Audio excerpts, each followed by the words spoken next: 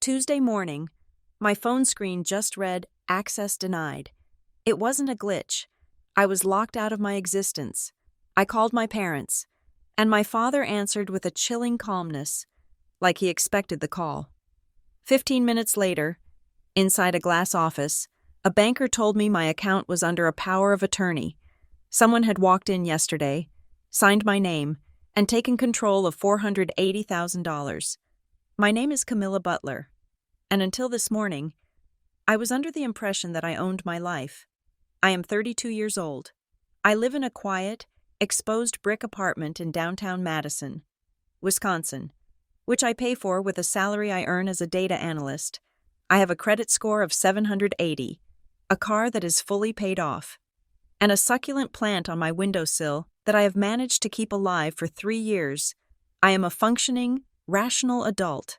But as I stood in my kitchen at 7:30 in the morning, holding a mug of lukewarm coffee, none of that mattered. My entire existence had been dismantled by a single line of red text on an LED screen. Access denied. It was not the polite prompt that asks you to try again. It was not the gentle shake of the password field indicating a typo. It was a hard, static declaration. I stared at the Blue Haven Trust and Savings app on my phone. The logo, a stylized blue shield that was supposed to represent security and old money stability, seemed to mock me. I closed the app. I swiped it up to kill the background process. I toggled my Wi-Fi off and switched to LTE. Assuming it was a connection issue, I reopened the app. The Face ID icon spun for a fraction of a second, looking for me, recognizing me, and then the door slammed shut again. Access denied. Contact your branch for assistance. My stomach did a slow, heavy roll. It felt like the drop on a roller coaster, that weightless nausea before the violence of the fall. I walked over to my laptop, which sat open on my dining table. My fingers flew across the keyboard, typing in my username and password for the web portal. I knew my password. I had updated it 3 months ago. It was a complex string of characters that no one could guess. I hit enter. The screen refreshed, and for a moment, I thought I was in. Then the banner appeared across the top of the browser. It was a flat, administrative gray. Online access has been disabled for this profile. I sat down. I did not pull out the chair. I just let gravity take me until I hit the seat. This was my trust fund.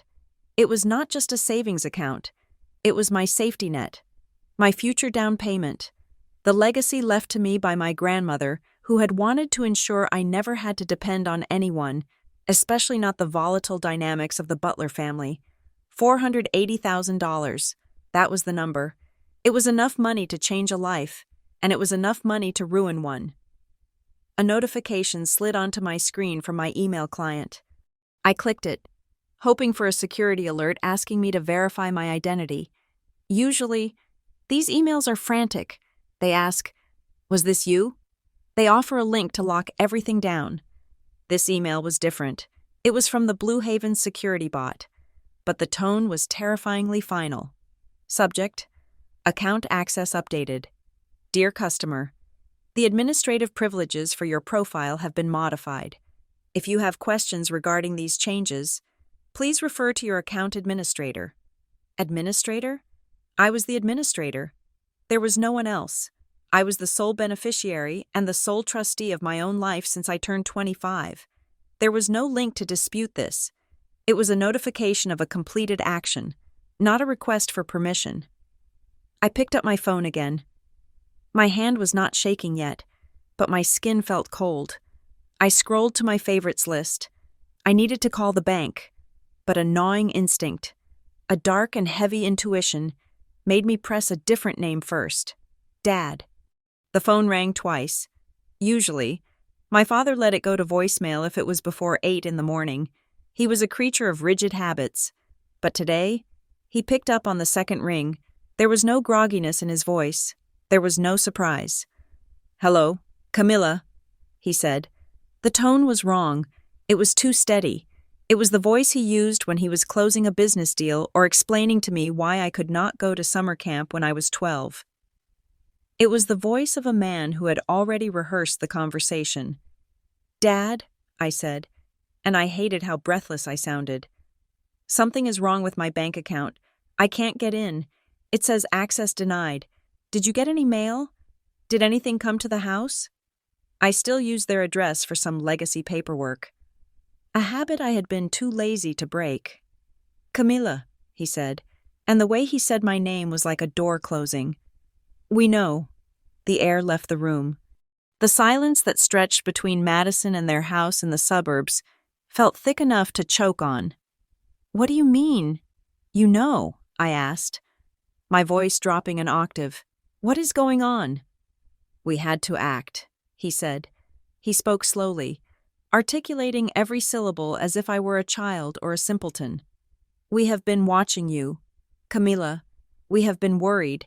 We decided that the family comes first. We had to take steps to ensure assets are preserved. Preserved? I stood up. The chair scraped loudly against the hardwood floor. What did you do? Why can't I access my money? It is not just your money, a second voice chimed in. My mother. She was on the extension. Or maybe they had me on speakerphone. She sounded breathless, frantic. But it was a performance. I knew that tone. It was the tone she used when she wanted to be the victim in a narrative she was writing. It is the family's security. And you have been so unstable lately. Honey, we could see it. The erratic spending. The distance. Unstable? I shouted. I never shouted. I have a job. I pay my bills. I haven't asked you for a cent in 5 years. I am a data analyst. Mom, I live by logic. What are you talking about? See? My mother said, her voice dripping with vindication. You are shouting. You are hysterical. This is exactly what the doctor warned us about. What doctor? I gripped the edge of the table. I haven't seen a doctor in a year except for my annual physical. What did you do? We are temporarily managing things, my father interrupted, his voice booming over hers to regain control. It is a protective measure, a power of attorney. Just until you get back on your feet. Just until you are yourself again. Power of attorney. The words hit me like a physical blow. A power of attorney was a legal weapon. It was for people in comas. It was for people with dementia. It was not for a 32-year-old woman who had just made coffee and was preparing for a Zoom meeting at 9 o'clock. I never signed a power of attorney, I said, my voice shaking with a rage so pure it felt like ice. I never signed anything for you. If you touched my account, that is fraud. That is theft. Don't use those words. My sister's voice cut through. Sienna. Of course. Sienna was there, my younger sister. The one who never left home. The one who needed help every 3 months for a new crisis. She was part of this tribunal. You always have to make everything so dramatic. Cam, Sienna said. Her voice was light, teasing, but there was a jagged edge to it. Mom and Dad are just trying to help. Stop making it a big deal. You will get it back when you are better. I am going to the police, I said. I am going to the bank. And then I am going to the police. No, you won't, my father said. You will calm down. You will stay in your apartment. We will come by later to discuss the allowance structure. Allowance structure. The term made me want to vomit. They were talking about my inheritance, the money that legally belonged to me, as if it were pocket money for a teenager. I am going to the bank, I repeated. They won't talk to you, Sienna said. And then she laughed, a short, nervous sound. The bank understands. We explained everything to them. I froze.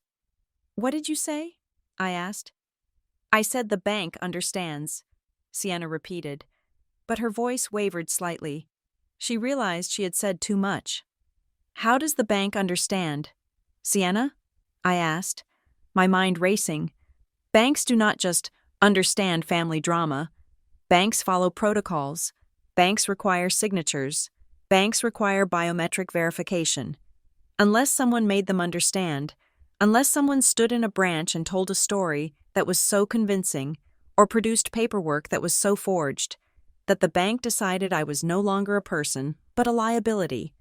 We have to go, my father said abruptly. Camilla, do not do anything rash. We are doing this for you. The line went dead. I stood there for 10 seconds, staring at the phone. They had hung up on me. They had stolen my autonomy, gaslit me about my own sanity, and then hung up on me like I was a telemarketer. I did not scream. I did not throw the phone. A cold clarity washed over me. This was not a family dispute. This was a surgical extraction.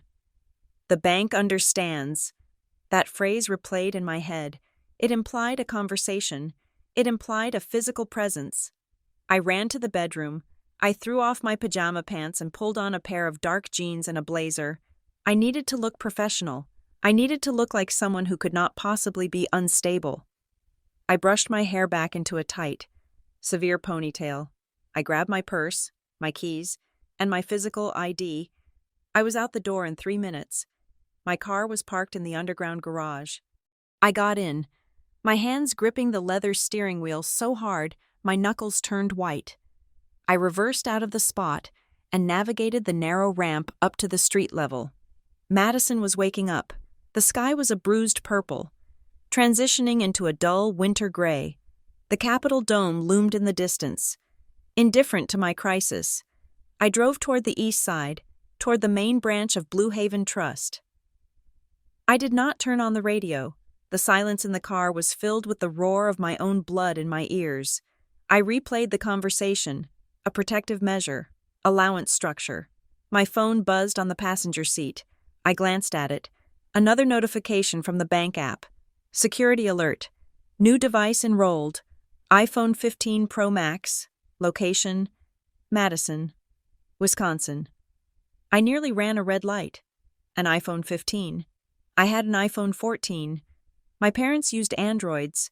Sienna had been talking about upgrading for weeks. New device enrolled meant they were not just freezing the account. They were accessing it. They were inside, right now. As I drove down East Washington Avenue, weaving through the morning commuter traffic, they were likely scrolling through my transaction history, looking at my balances, and preparing to move the money. If they moved the money, it would be gone. Wire transfers are instant. Once it hit another account, getting it back would take years of litigation. I had to get there before they clicked send, or maybe they already had. I pressed the accelerator. The speedometer climbed. 40 miles per hour, 45. I forced myself to breathe. Think, Camilla. Think like an analyst. This was a data breach. The threat actors were internal. The vulnerability was my trust in the biological connection. I had left the back door open because I never thought my own blood would walk through it with a torch. Sienna's slip-up was the key. The bank understands. That meant they had been there in person. You cannot do a power of attorney takeover over the phone. You need wet signatures. You need a notary. You need a witness. They had gone to the bank yesterday.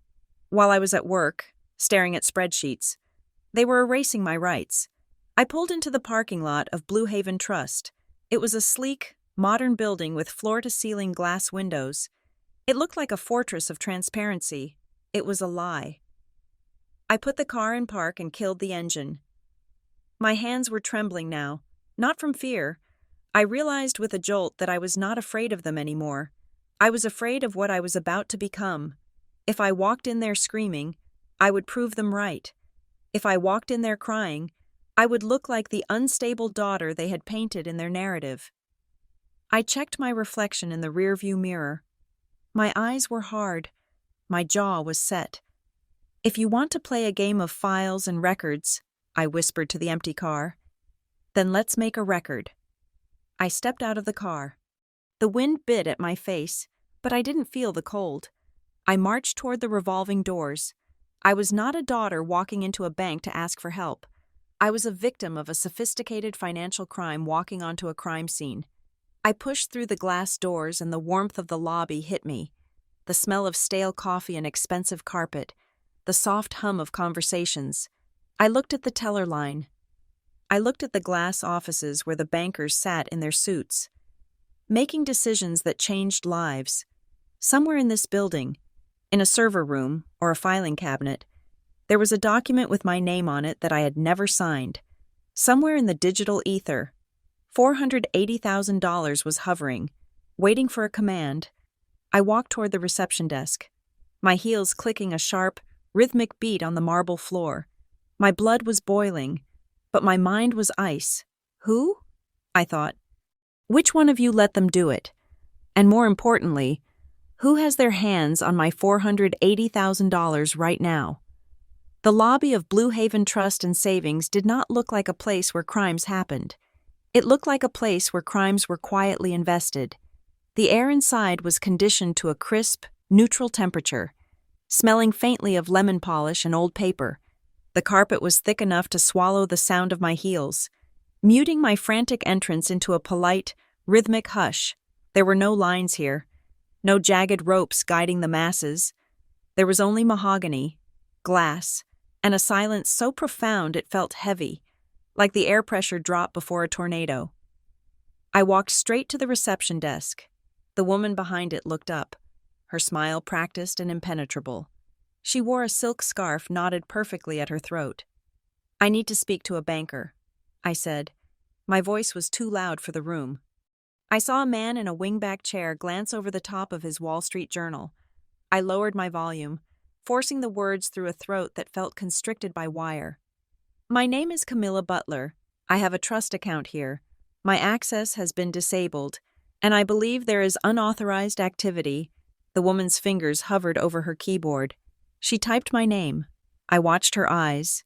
They flicked to the screen, widened imperceptibly, and then returned to me with a new, sharper focus. The hospitality mask didn't slip, but it hardened. "One moment, Ms. Butler," she said. She did not ask for my ID yet. She picked up her desk phone and dialed a 3-digit extension. "Mr. Delgado? Miss Butler is at the front desk." "Yes." "The trust account." "Yes. I will send her back." She hung up and stood, gesturing with an open palm toward a hallway lined with frosted glass doors. "Evan Delgado is our senior relationship manager. He will see you now. Third door on the left." I walked down the hall. I could feel the cameras on me. I wondered if the security team was already watching, flagging me as the unstable daughter my mother had warned them about. I fixed my blazer, squared my shoulders, and pushed open the door to the third office. Evan Delgado was standing behind his desk. He was a man in his late 40s, wearing a charcoal suit that fit too well to be off the rack. He had the kind of face that was designed to reassure wealthy people. Calm, attentive, and utterly devoid of judgment. He did not smile, which I appreciated. A smile would have felt like a lie. "Ms. Butler," he said, extending a hand. "Please, sit down." I sat in one of the leather guest chairs. It was low, forcing me to look slightly up at him. I hated it. "I can't get into my account, Mr. Delgado," I said, skipping the pleasantries. "My app says access denied. My parents told me on the phone 20 minutes ago that they are managing my assets. I need to know what is going on, and I need access restored immediately."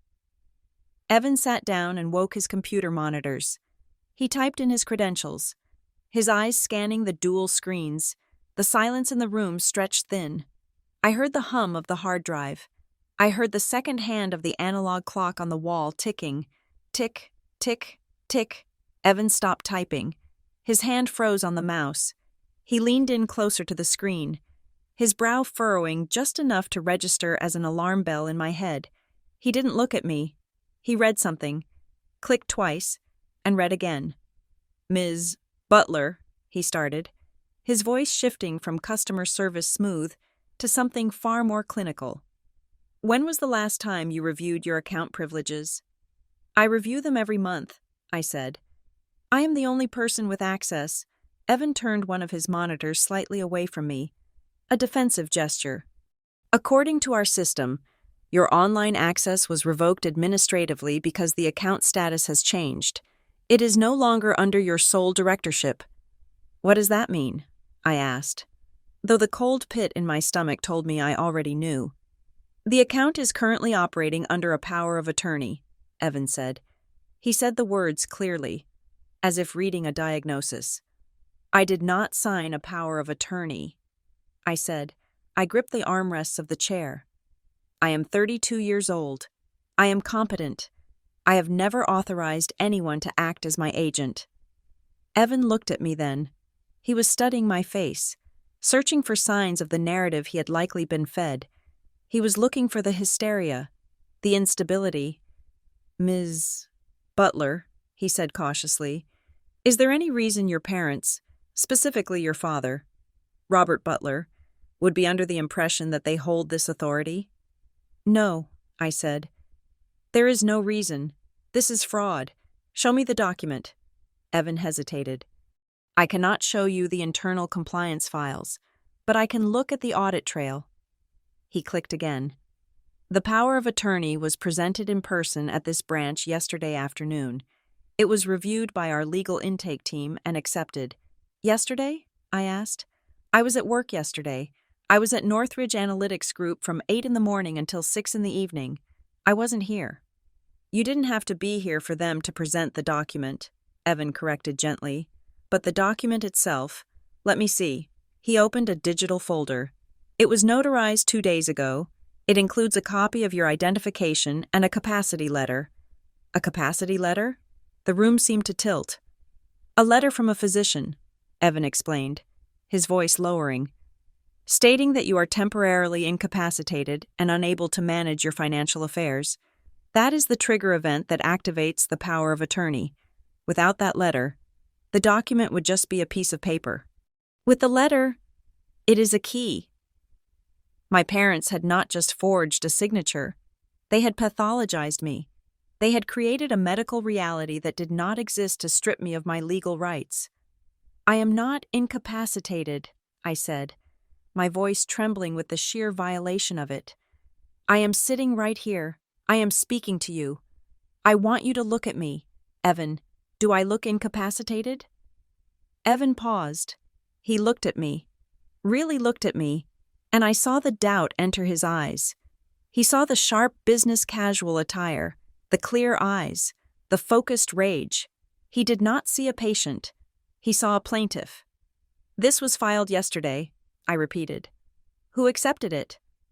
I can't disclose the employee's name, Evan said, adhering to protocol, but he was typing faster now. However, I can see the transaction history. Since the power of attorney was activated, there has been activity. What kind of activity? I asked. There were 2 test transactions yesterday. Evan read from the screen. Small amounts. $4,500. Then $9,500. Both cleared. $14,000 gone. Just like that. But that was not the kill shot. I knew how these things worked. Those were the tracers. And today? I asked. Is there anything pending? Evan's eyes widened. He stopped breathing for a second. Yes, he said. There is a wire transfer scheduled. How much? $465,000, Evan said. The number hung in the air like a guillotine blade. $465,000. That was everything. That was the principal. The interest, the cushion, the life raft. They were not managing it. They were gutting it. When? I demanded. Evan glanced at the corner of his screen, then at the clock on the wall. It is scheduled for noon, 12 o'clock today. I looked at the clock. It was 11:42 in the morning, 18 minutes. I had 18 minutes before my life was transferred into an account I couldn't touch. Stop it, I said. Cancel it, right now. Evan shook his head. I can't just cancel a wire authorized by a legal agent. Ms. Butler, the system views your father as you, legally, right now. He is you. If I cancel it without cause, the bank is liable for interfering with a valid instruction. Valid instruction? I stood up. I am standing here telling you it is theft. I am the account holder. But the system says you are incapacitated, Evan said, his voice tight. He was caught between the rulebook and the reality in front of him. If I simply delete the transfer, they can log back in 5 minutes from now and initiate it again, or they can go to another branch, or call the wire desk. Then what do we do? I slammed my hand on his desk. The sound was sharp, like a gunshot in the quiet room. Do not tell me there is nothing you can do. Evan, I have 18 minutes. Evan looked at the clock. 11:43. There is one option, he said. But it is nuclear? Do it, I said. It is called a fraud freeze. Evan explained rapidly. It is not just a stop payment. It is a complete lockdown of the profile. It flags the entire relationship as compromised. It freezes all assets. It revokes all access credentials. Yours, your parents, everyone's. No money moves in. No money moves out. No one can log in. The account becomes a block of ice until a legal investigation is completed. That means I can't access my money either, I said. Correct, Evan said. You will be locked out. You won't be able to pay rent. You won't be able to buy groceries with this debit card. Nothing.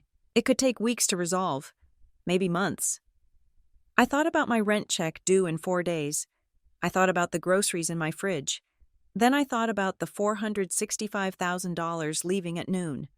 I thought about my father's calm voice saying, "We had to act." I thought about my mother calling me unstable. If I froze it, I would be broke. But if I didn't freeze it, I would be destitute.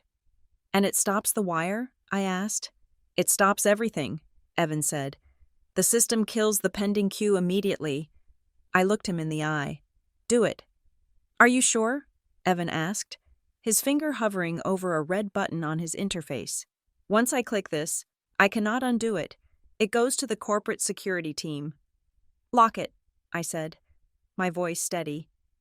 I would rather lock the door and throw away the key than let my father hold it. Evan nodded. He pressed the mouse button. He typed a code. He pressed enter. He typed a second code. He pressed enter again, on the large monitor facing me. A banner appeared. It was not the gray warning I had seen on my laptop. It was a bright, flashing crimson. Status: fraud hold initiated. All operations suspended. Evan sat back in his chair. He let out a breath he had been holding. It is done, he said. The wire is cancelled. The access tokens are revoked. The account is dark. I slumped back into the leather chair. The adrenaline that had been holding me up suddenly evaporated, leaving me shaking. It was 11:45. We had beaten the clock by 15 minutes. My money was safe. Well, it wasn't safe. It was in a digital purgatory, but it wasn't in my parents' account. What happens now? I asked. Evan turned to me. The professional mask was gone. He looked concerned, and perhaps a little intrigued. He knew this wasn't just a banking error. He had seen the fear in my eyes and the timing of the transaction. He knew he had just fired the first shot in a war. Now, Evan said, lowering his voice, we have to prove that you are who you say you are, and we have to find out how your parents managed to convince a notary and my colleagues that you weren't. He opened a drawer and pulled out a fresh file folder. I need to see the documents, I said. I need to see the letter. I need to see the signature. Technically, Evan said, tapping the desk, since the account is frozen for fraud, you are the victim, and victims have the right to review the evidence used against them. He turned the monitor toward me fully this time. Let's look at what they filed, he said. I leaned forward. The screen was bright, filled with scanned PDFs. Wait, Evan said, squinting at the screen. That is odd. What? I asked, my heart jumping into my throat again. The metadata, Evan said, but let's start with the basics. He clicked on a file named physician_capacity_letter, PDF. This letterhead, it looks legitimate, but look at the fax header. I squinted at the top of the digital document. There was a faint line of text, the kind automatically stamped by a fax machine. What about it? It shouldn't be there, Evan said. If they brought this in person, why does it have a fax timestamp from yesterday morning? He zoomed in. I read the tiny numbers. Sender, Home Office, number 608-555-0199. I froze. That is not a doctor's office, I whispered. That is my parents' landline. Evan looked at me, and his expression darkened. They faxed the forgery to themselves before they brought it in, he said. They didn't just fake a condition, Ms. Butler, they faked the doctor. I stared at the screen. The red banner, fraud hold, pulsed silently above the evidence. The war hadn't just started. It was already a crime scene. And I was the only witness. Evan clicked the mouse, and the file expanded to fill the left monitor. It was a PDF titled clinical_evaluation_Butler_C ... PDF. The document looked terrifyingly official. It had a header with a caduceus logo and the name Harborview Neuropsychiatric Institute in a bold sans-serif font. The layout was dense with medical codes and formatting that suggested a professional environment. I leaned in, my eyes scanning the text. The language was cold and precise. It stated that I, Camilla Butler, had been evaluated 48 hours ago following an acute episode of dissociative instability. It claimed I was currently under observation and, crucially, lacked the cognitive capacity to manage complex financial instruments or make legal decisions. I have never heard of Harborview Neuropsychiatric Institute, I said, my voice flat. And I have certainly never been evaluated by a doctor. Eris Thorne. Evan did not look at me. He was staring at the top margin of the digital document. He squinted, adjusting his glasses. The letterhead is high quality, Evan muttered, more to himself than to me. But look at the transmission data. He pointed to the very top edge of the PDF, where the fax machine leaves its automated stamp. It was a faint, dot matrix line of text that most people would ignore, but Evan Delgado was currently hunting for a reason not to lose his job. The timestamp is yesterday at 8:45 in the morning, Evan said. But look at the originating number. I followed his finger. The number was printed in tiny black digits, 608-555-0199. The air in the room seemed to vanish. I knew that number. I had memorized it when I was 7 years old. It was the landline that sat on the oak desk in my parents' home office. It was the line my mother used for her charity committees and neighborhood watch calls. My mother had not even bothered to go to a print shop. She had faxed a forged medical document claiming I was insane directly from the room where she used to help me with my homework. That is my parents' home phone number, I said. I expected my voice to break, but it didn't. It came out hard, like a stone hitting the floor. Evan stopped typing. He turned his head slowly to look at me. The sympathy in his eyes vanished, replaced by the sharp, predatory focus of a banker who realizes he is looking at a felony. You are certain? Evan asked. I am 100% certain, I said. She faxed it from her desk. She probably didn't think anyone would check the metadata. She assumes people just read the big letters in the middle of the page. Evan immediately hit a sequence of keys on his keyboard. A new window popped up, and he began typing a log entry. This changes the classification, Evan said, his fingers moving rapidly. This is no longer a dispute over authority. This is a coordinated attempt to defraud using fabricated evidence, if the source of the forgery is the same as the beneficiary of the transfer.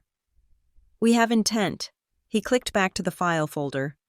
Let's look at the identification. He opened the next file, ID_scan_primary.jpg. The image loaded. It was a driver's license. It was my driver's license, but as I looked at it, a wave of nausea rolled over me.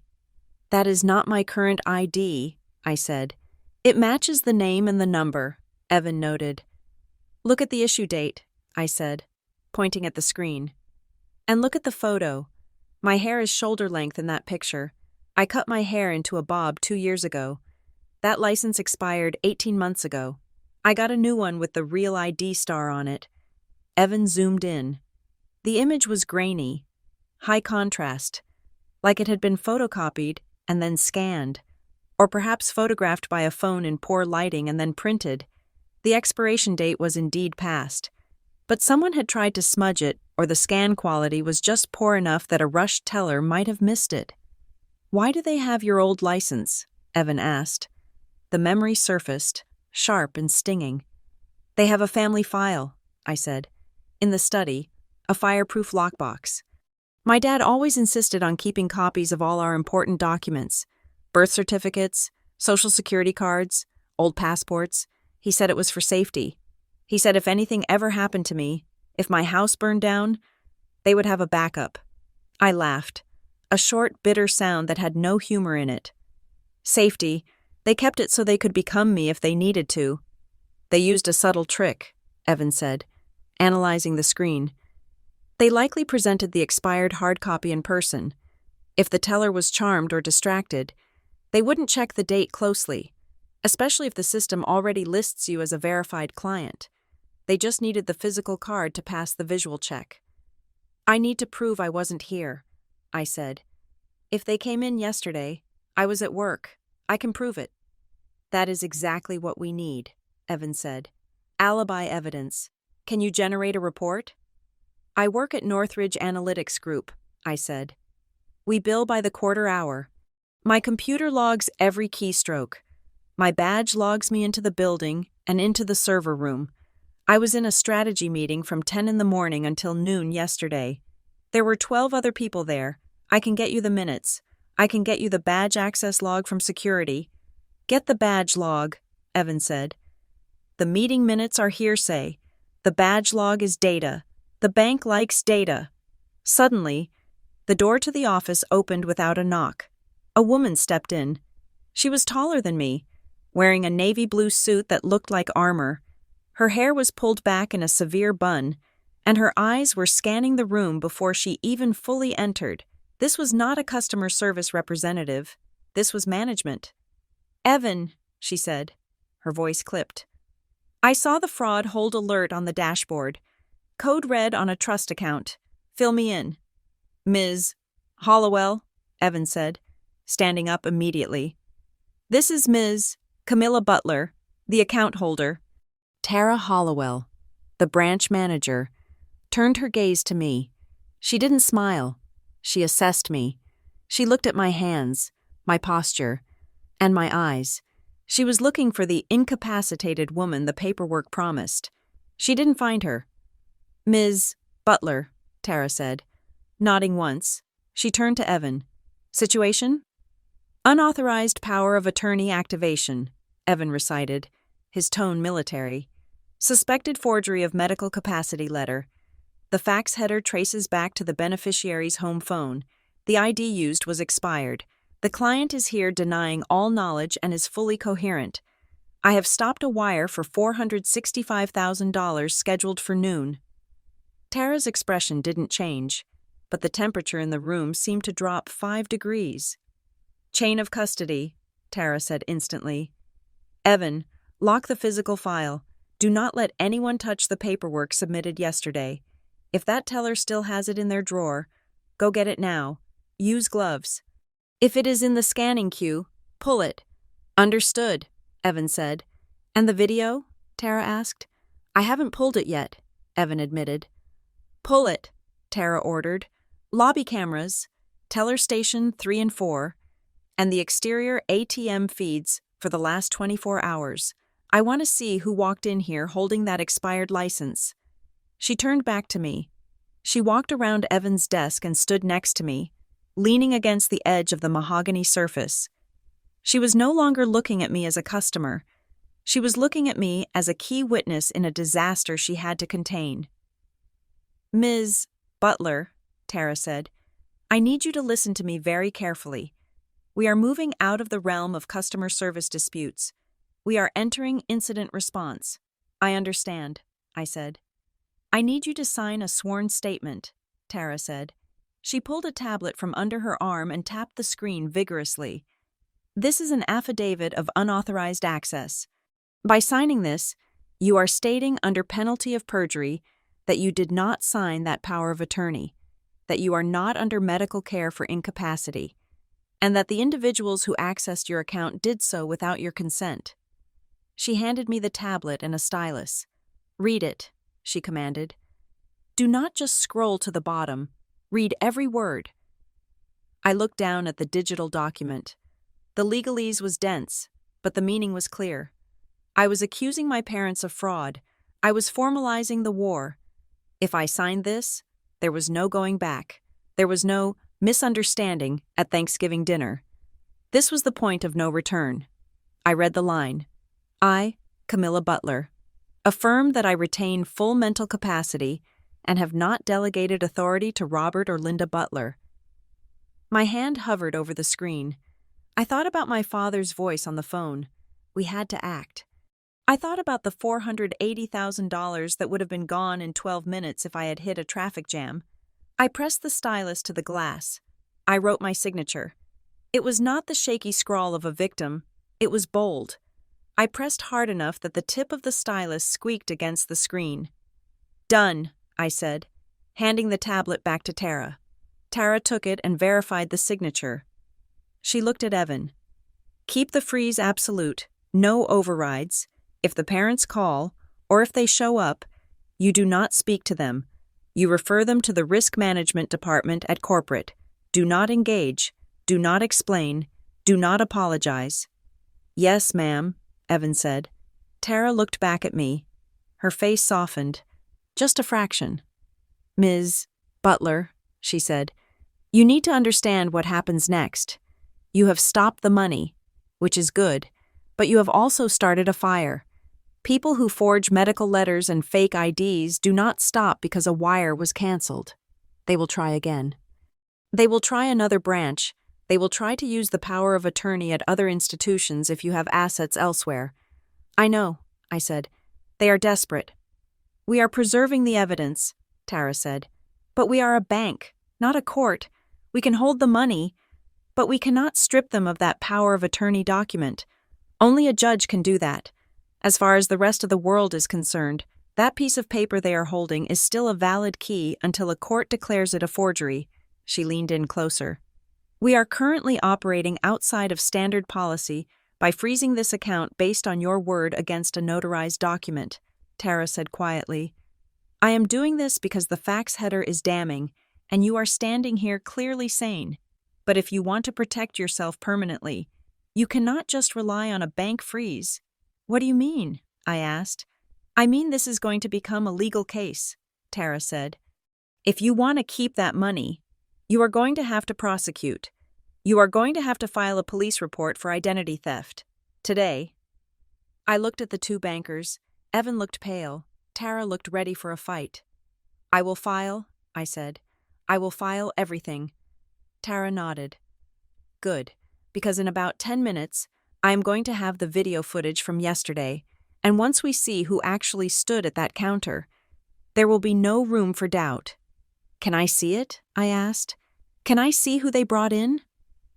Tara hesitated. Usually, security footage is for internal use only. They used my name, I said. They used my face. They used my money. I have a right to see who was wearing my life. Tara looked at Evan, then back at me. She made a decision.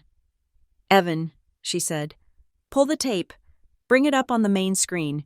If Ms. Butler is going to the police, she needs to know exactly what story she is telling. Evan turned back to his computer. He opened the security interface. He typed in the date, January 26th. He typed in the time range, 2 o'clock to 3 o'clock p.m. Loading, Evan said. The screen flickered. A grid of grayscale camera angles appeared. The lobby, the teller line, the entrance. There, Evan pointed to the camera labeled Counter 4. I leaned forward, my breath catching in my throat. On the screen, two figures stood at the counter. I recognized the slouch of my father's shoulders instantly. I recognized my mother's stiff, anxious posture. They were there, but there was a third person standing between them, a woman. She was wearing a coat I didn't recognize. She had dark glasses on. Her hair was pulled back. Who is that? Evan asked.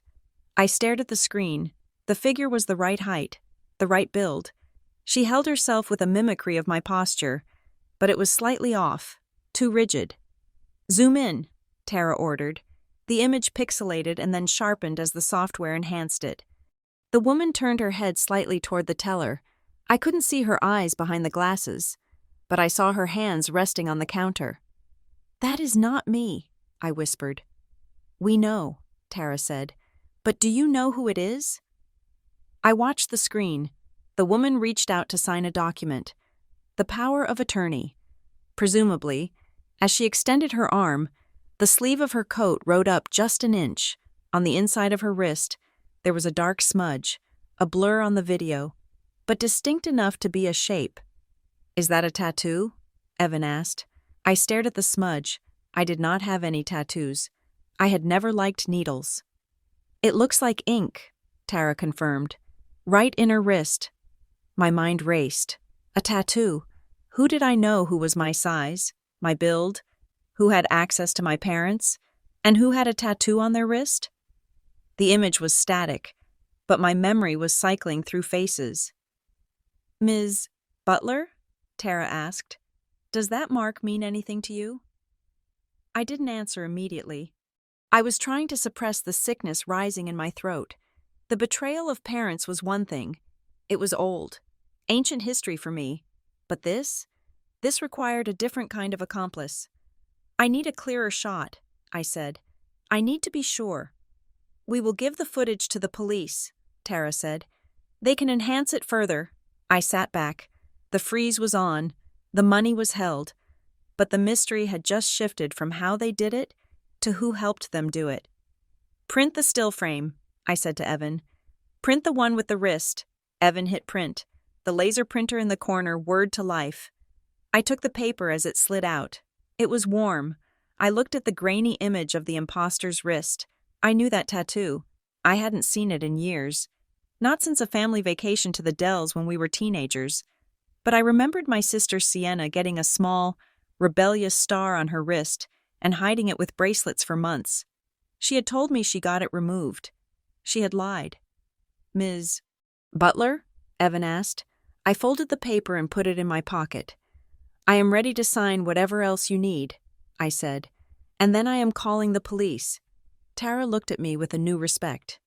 We will back you, she said. But you need to prepare yourself.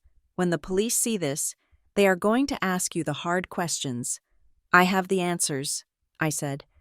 And I have the badge logs. I stood up.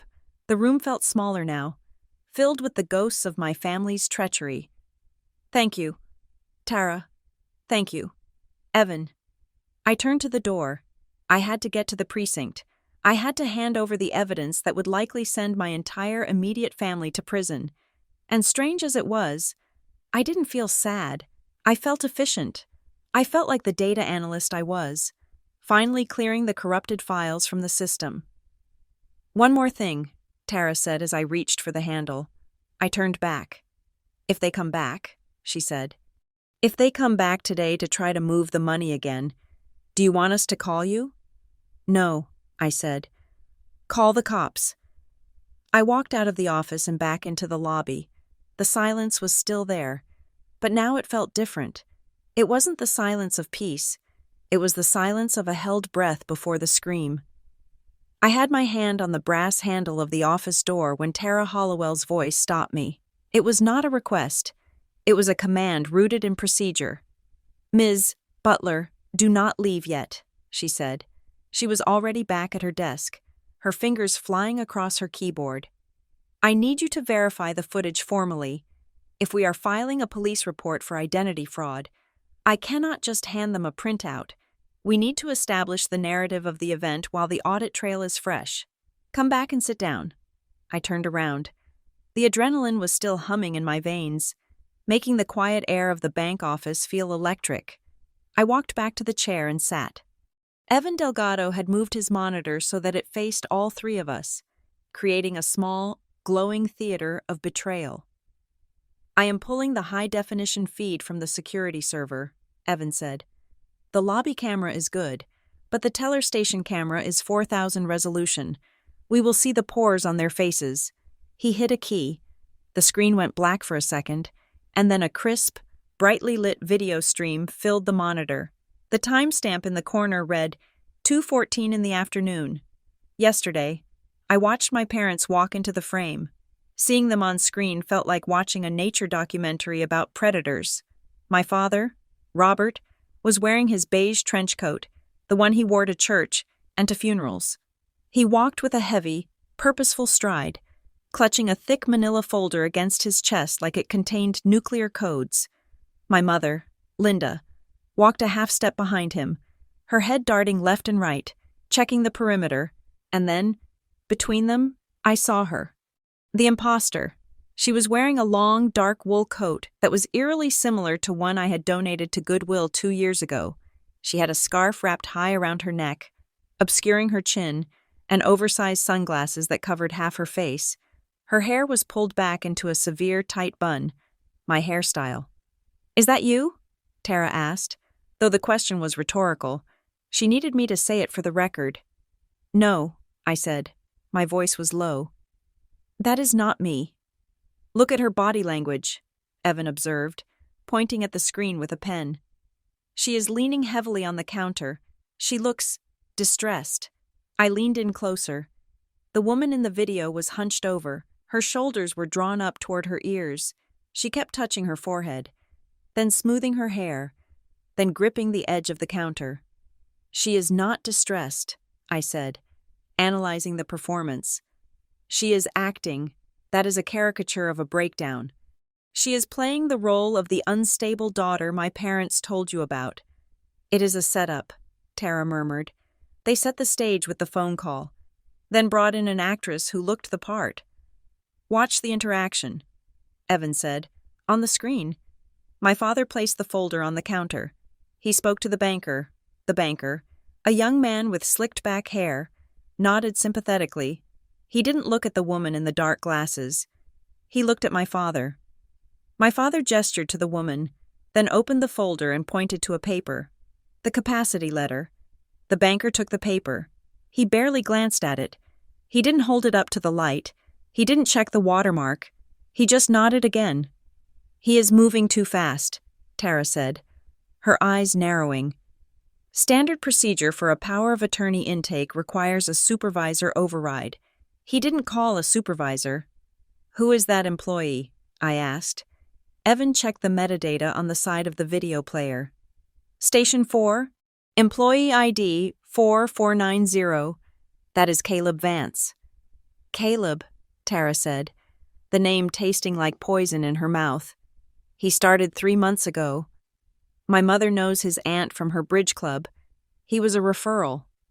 "He just bypassed the secondary ID verification," Evan said, reading the scrolling log of keystrokes that synced with the video. "He manually entered ID verified visual match without running the magnetic strip through the reader. Because the ID was expired," I said. "If he ran it, the system would have flagged it. He typed it in to force it through." "Internal collusion," Tara said. She picked up her desk phone. "I am calling the police. We have fraud, we have forgery, and we have an internal compromised employee. This is a crime scene."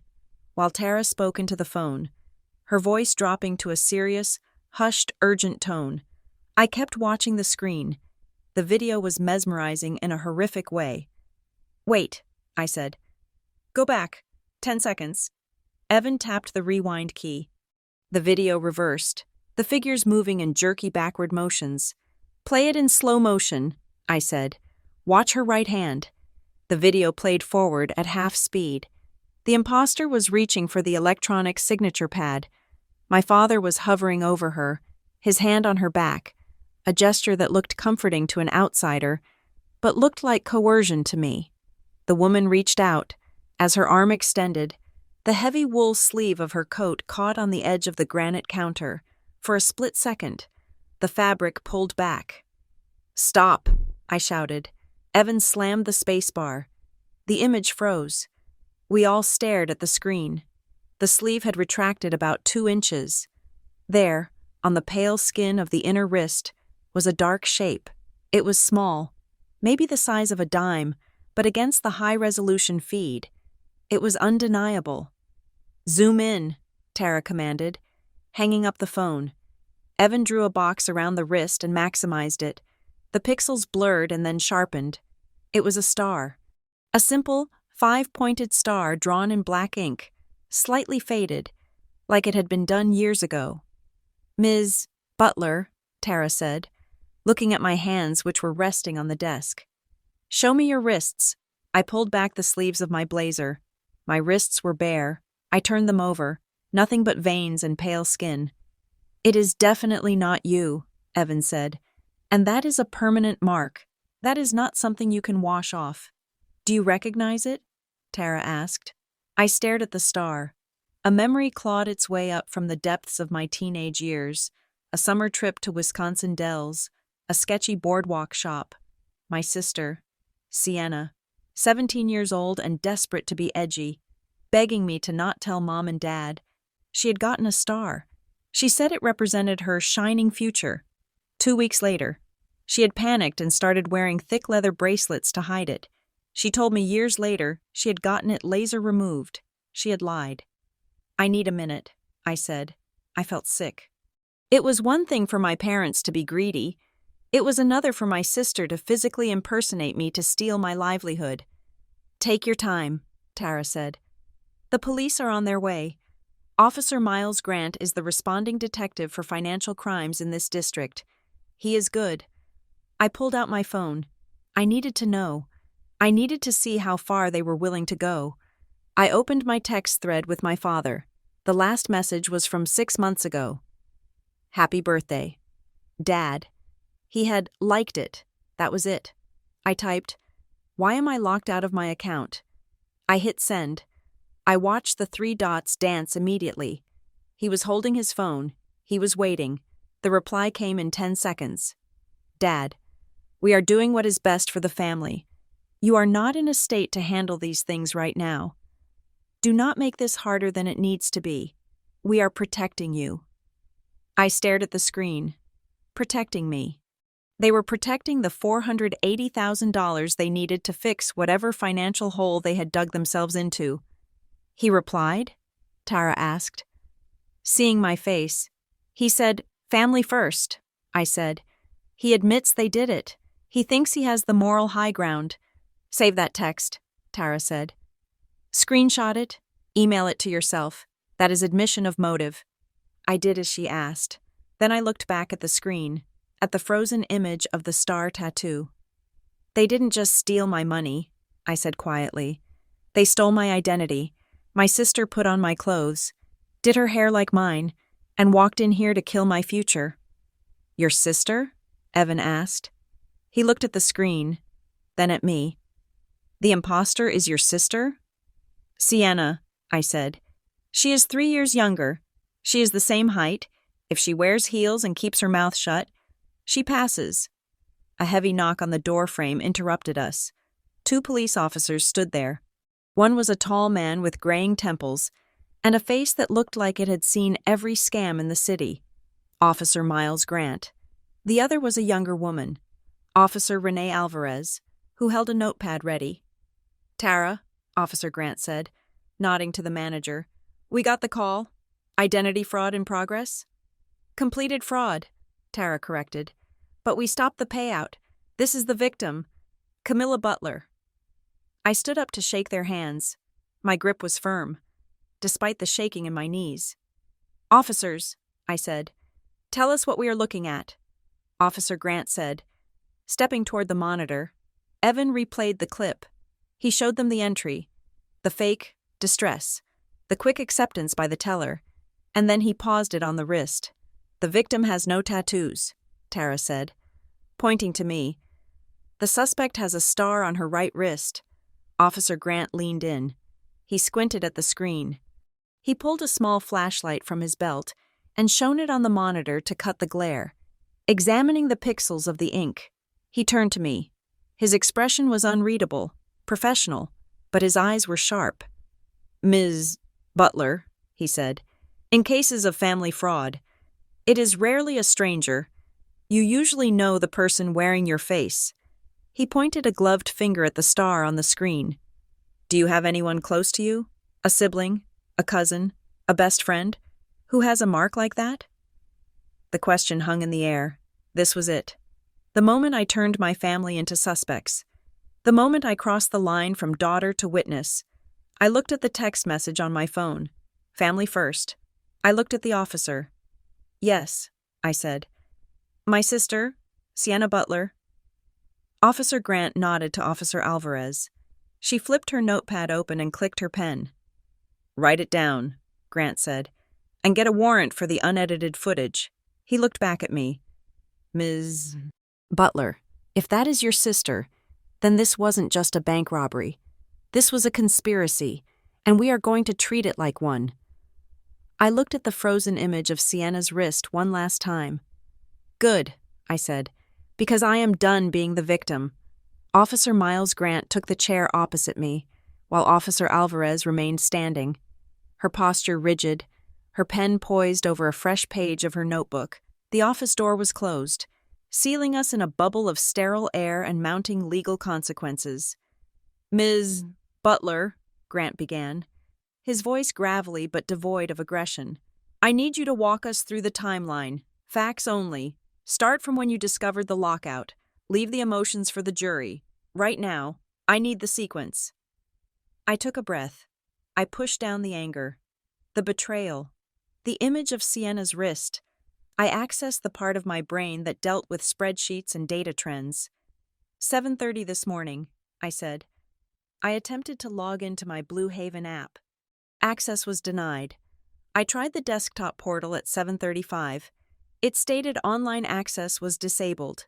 At 7:40, I received an automated email confirming an account update, but no verification link. Alvarez was writing in shorthand. The scratching of her pen the only sound in the room besides the hum of the computer. "I called my parents at 7:45, I continued.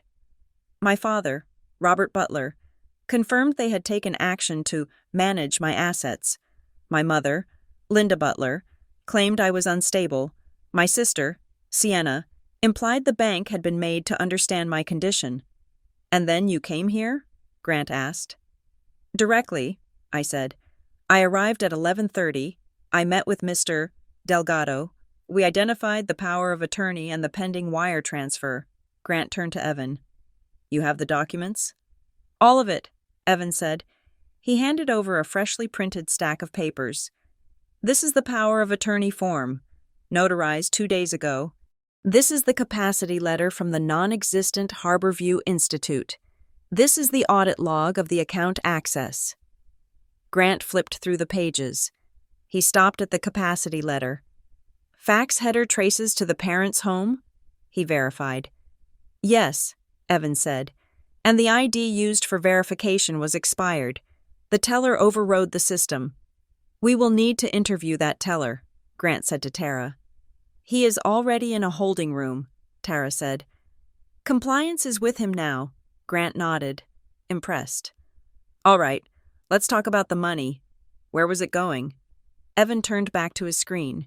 He opened the transaction ledger, highlighting the lines with his cursor. "There were 2 transactions processed yesterday," Evan said. $4,500 at 2:30 p.m., then $9,500 at 4 p.m. "Structuring," Alvarez murmured without looking up. "Testing the limits without hitting the $10,000 reporting threshold." "Exactly," Evan said.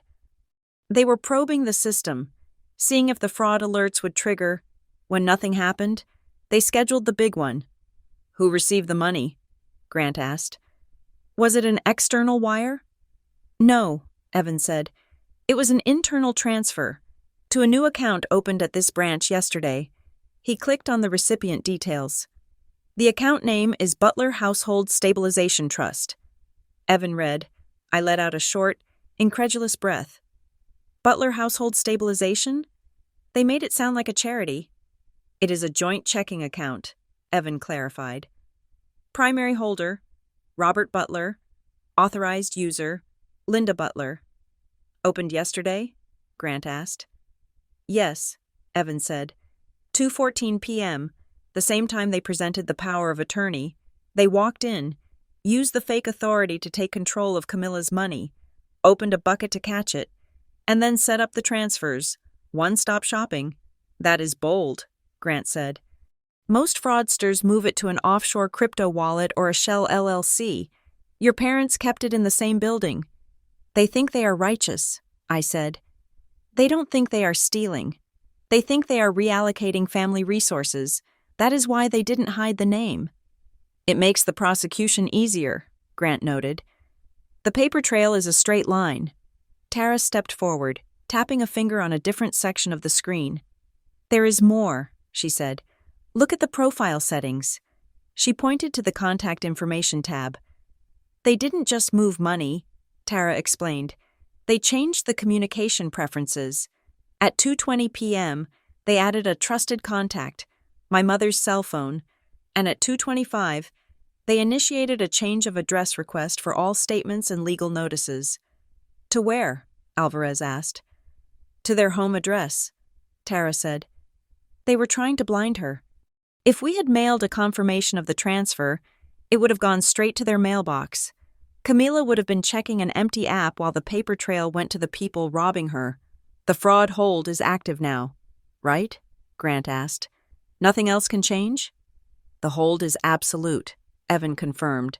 But there was a window between yesterday afternoon and 11:45 today. The account was vulnerable. They managed to change the email alerts, the physical address, and the phone number. I have reverted them manually, but the system logs show the intent. Officer Alvarez stopped writing. She looked at the whiteboard where Evan had sketched out the flow of funds. This is not a crime of opportunity, she said. Her voice was sharp, analytical.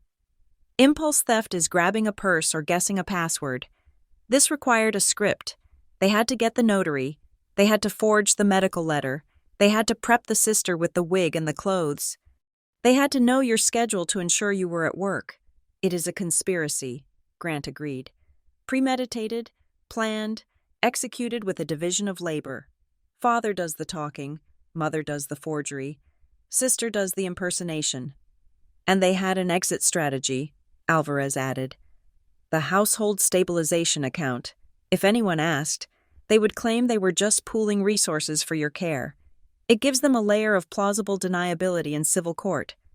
We didn't steal it, Judge. We just moved it to a safer account for her benefit. Except for the fake doctor, I said. That breaks the deniability. That is the nail in the coffin, Grant said. You can argue you were protecting your daughter's assets. You can't argue you needed to invent a fake psychiatrist to do it. He closed his notebook. We have enough for a preliminary report, Grant said. I am going to file this as identity theft, forgery, and grand larceny. Because the amount attempted was over $100,000.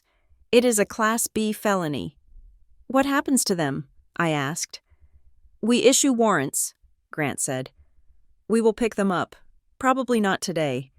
We need a judge to sign off on the video evidence. But soon, maybe tomorrow. They won't wait, I said. The words came out of me with the weight of absolute certainty. Grant looked at me. What do you mean? You don't know them, I said. They are not going to sit at home waiting for the police. They saw the access denied on their end too. By now. They know the wire didn't go through at noon. They know I went to the bank. I looked at the phone in my hand. When they lose control, I said. They don't retreat. They accelerate. If they can't get the money quietly, they will try to get it loudly. They will try to force the issue. They can't force the bank, Tara said firmly. We are a fortress now.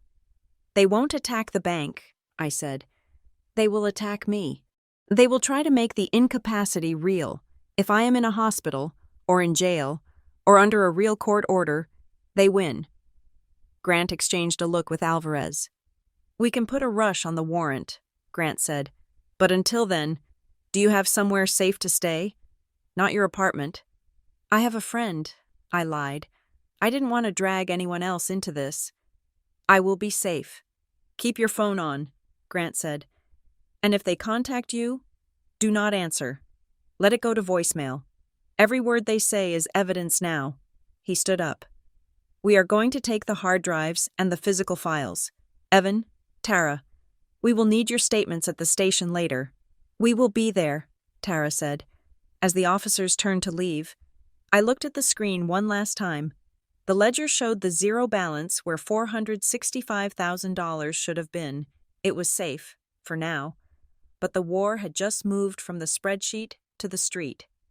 Officer, I called out. Grant paused at the door. When you arrest them, I said, check Sienna's wrist, just to be sure. Grant smiled, a grim, tight expression. Oh, we will. Ms. Butler, we will check everything.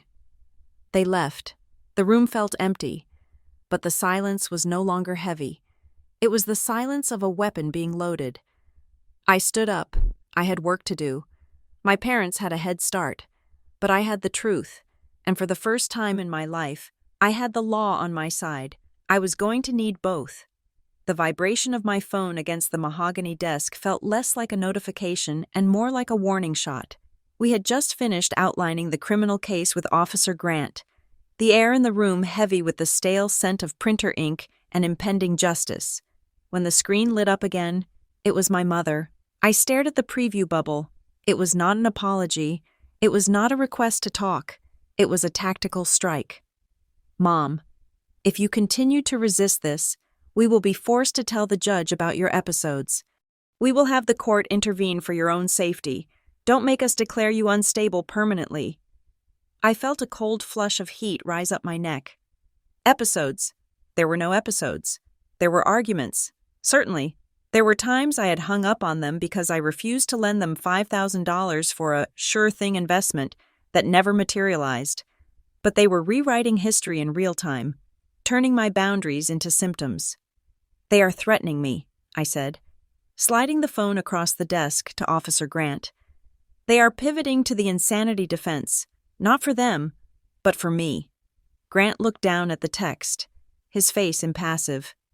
Standard intimidation, he said. They are trying to scare you into dropping the fraud claim before we can execute the warrant. They want you to think they hold the leverage. Before I could reply, the radio on Grant's shoulder crackled to life.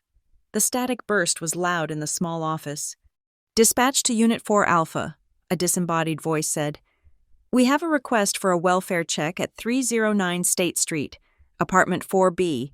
Caller states the resident, female, 32, is exhibiting manic behavior and may be a danger to herself. Caller identifies as parents. The room went silent. 309 State Street. That was my apartment. They just swatted me, I whispered. They called the police on me while I'm sitting with the police. Officer Grant grabbed his radio mic. 4 Alpha to dispatch. Disregard the welfare check at that address. The subject is currently with me at the Blue Haven Bank on East Washington. She is safe and lucid. Flag the caller for potential filing of a false report. Copy that. 4 Alpha. The dispatcher replied. Grant looked at me, and for the first time, I saw genuine anger in his eyes. They are building a paper trail, he said. If we hadn't been here, a patrol car would have kicked down your door.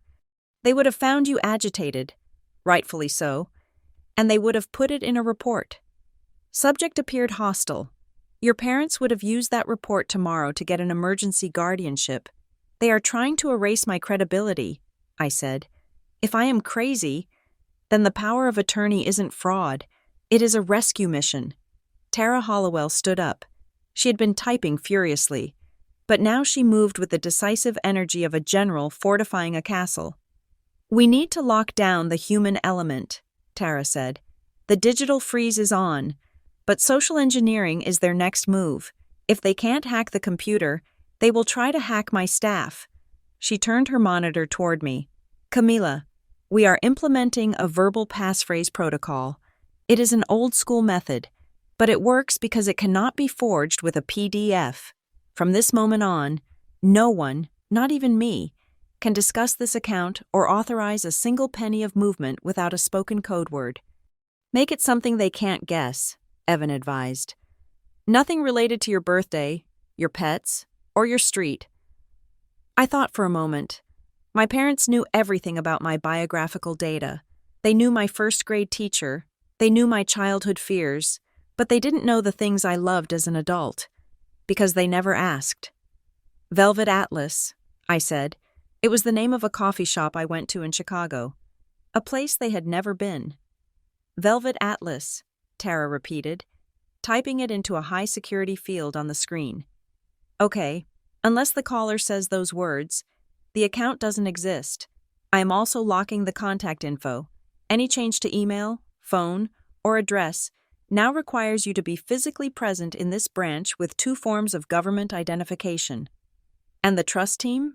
Evan asked, looking at an email that had just pinged into his inbox. Corporate compliance is asking for an immediate interview with the client to construct the defense file. Kikikes. Tell them to wait, Tara said. She was cut off by a sound that made the hair on my arms stand up. It was a voice, loud, booming, and terrifyingly familiar. It was coming from the lobby, penetrating the glass walls of the office. I am her father. I have the legal authority right here. My stomach dropped. I turned to look through the blinds. They were here. My father, Robert Butler, was standing at the main reception desk, slamming a folder onto the marble surface. He looked exactly as he had on the video feed. Trench coat, red face, projecting an aura of righteous indignation. Beside him was my mother, clutching her purse with white-knuckled intensity, her face arranged in a mask of tragic worry, and behind them, hovering like a shadow, was Sienna. She wasn't wearing the disguise anymore. She was in her own clothes, ripped jeans and a leather jacket, but she was holding her phone up. The camera lens pointed directly at the bank staff. She was filming. She was documenting the injustice of being denied access to the money they had tried to steal. They are here, I said. My voice sounded small to my own ears. They came to force the wire. Stay here, Grant ordered. He stood up and adjusted his belt. Do not come out until I say so. No, I said. I stood up too. The fear was there, pulsing in my chest, but the anger was hotter. If I hide, they win. If I hide, I am the scared, unstable daughter they are talking about. I want them to see me. Grant looked at me, assessing my state. He saw that I wasn't shaking anymore. Okay, Grant said. But you stand behind me and let me do the talking. Tara led the way. She opened the office door and marched into the lobby with Evan close behind. Grant followed, and I stepped out last. The lobby was quiet, save for my father's shouting. The other customers, an elderly couple and a man in a suit, were staring, wide-eyed. Sir, Tara said, her voice projecting clearly across the space. You need to lower your voice. I will not lower my voice, my father bellowed. He turned to face her, his face flushing a deeper red. I am Robert Butler. I am the power of attorney for Camilla Butler. Your staff is refusing to execute a lawful transfer. I want to speak to the manager. I am the manager, Tara said, crossing her arms, and that power of attorney is currently under fraud investigation. Fraud? My mother stepped forward, her voice shrill. How dare you? We are saving her. Our daughter is having a mental breakdown. She is incompetent. We are the only ones who care about her. Is that so? Officer Grant stepped out from behind a pillar. The effect was instantaneous. My father's mouth snapped shut. My mother froze. Sienna, who had been panning her phone camera across the tellers, jerked the lens toward the police officer. Officer, my father said, his tone shifting instantly from aggression to a smooth, practiced cooperation. Thank God you are here. These people are obstructing a family emergency. My daughter is... Your daughter is standing right there, Grant said, nodding toward me. My father turned. My mother turned. Sienna lowered her phone an inch. I stood my ground. I didn't cross my arms. I didn't shrink. I looked my father in the eye. Hello, Dad, I said. Camilla, he said. He didn't look relieved to see me. He looked calculated. He took a step toward me, opening his arms in a gesture that looked like a hug, but felt like a capture attempt. Honey, thank God. You look terrible. You look exhausted. Come here. We need to get you home. I am not going anywhere with you, I said. And I am not exhausted. I am angry. See? My mother said to the room at large, gesturing at me with a trembling hand. She is hostile. She is paranoid. She thinks her own parents are the enemy. It is the illness talking. It is not the illness, Grant said, stepping between my father and me. It is the evidence. Evidence? My father scoffed. We have the letter from the doctor. We have the notarized form. We have the video, Grant said. The silence that followed was absolute. My father blinked. What video? The security footage from yesterday, Grant said. He spoke calmly, loud enough for everyone in the lobby to hear. The footage from 2:14 in the afternoon, the footage that shows you, your wife, and a woman who is definitely not Camilla Butler standing at this counter using a fake ID. My father's face went pale. But he recovered quickly. He was a salesman at heart. He knew how to pivot when the pitch went wrong. Oh, that, he said, waving a hand dismissively. Camila asked us to do it. She was having a bad day. She couldn't leave the house. She told Sienna to stand in for her to sign the papers because she was too anxious to come in. We were just following her instructions. That is a lie, I said. I was at work. I didn't even know you were in the city. You forget things. Camila, my mother shouted. Tears appeared in her eyes instantly. Weaponized tears. You forget things when you are like this. You told your sister to help you. You begged us to handle the money because you were afraid you would spend it all on nonsense. Sienna shoved her phone forward, the camera lens practically in my face. Just admit it, Cam, Sienna said.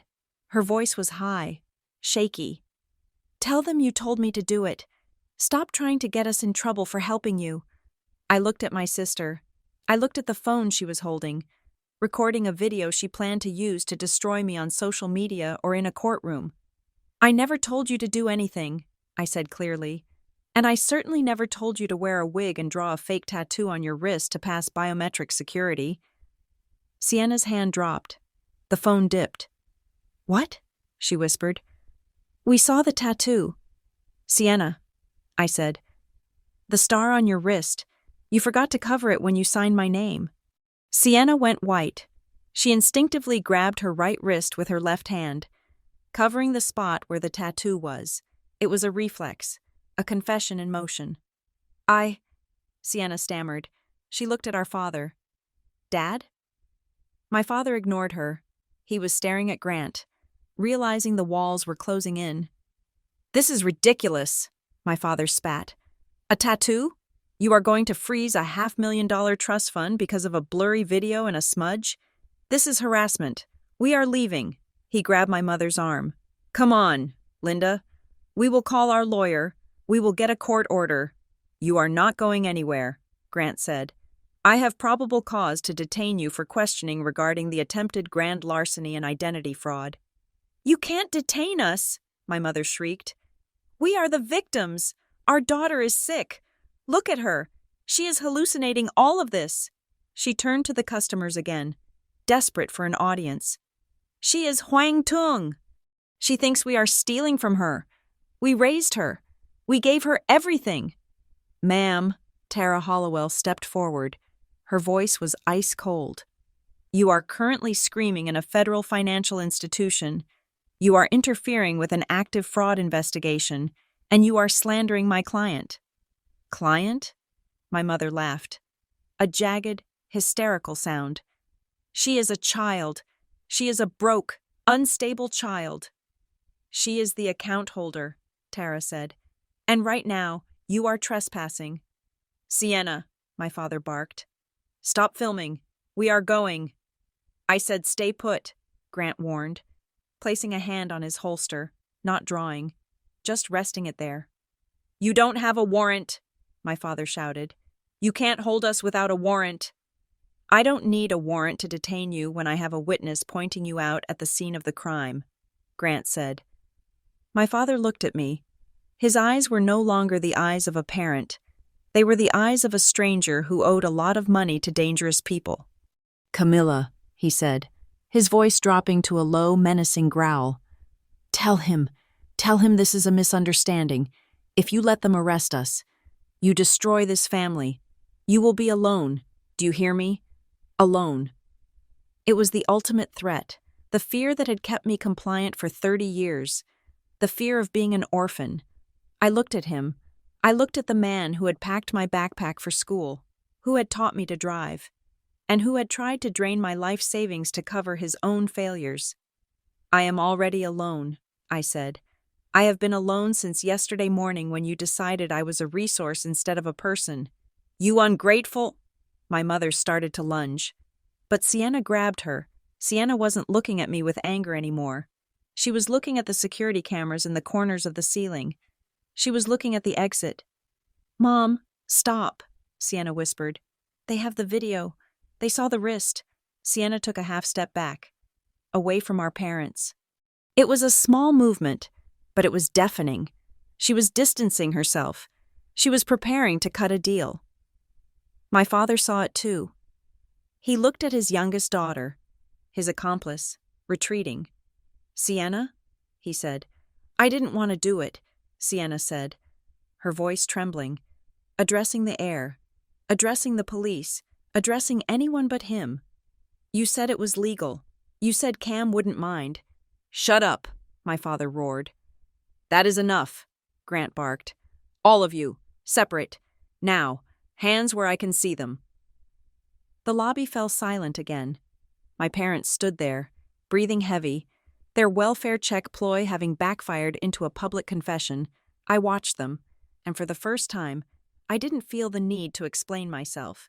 I didn't feel the need to apologize for their behavior. I looked at Tara. Did you get that passphrase set up? I asked calmly. Yes, Tara said, her eyes fixed on my parents. Velvet Atlas. It is active. Good, I said. Because I don't think they know that coffee shop. The sound of sirens grew loud outside. Reinforcements were arriving. My parents looked toward the glass doors, trapped in the aquarium of their own making. The standoff in the lobby had drawn a crowd. My parents stood near the revolving doors, boxed in by Officer Grant's imposing silence and the sheer weight of their own audacity.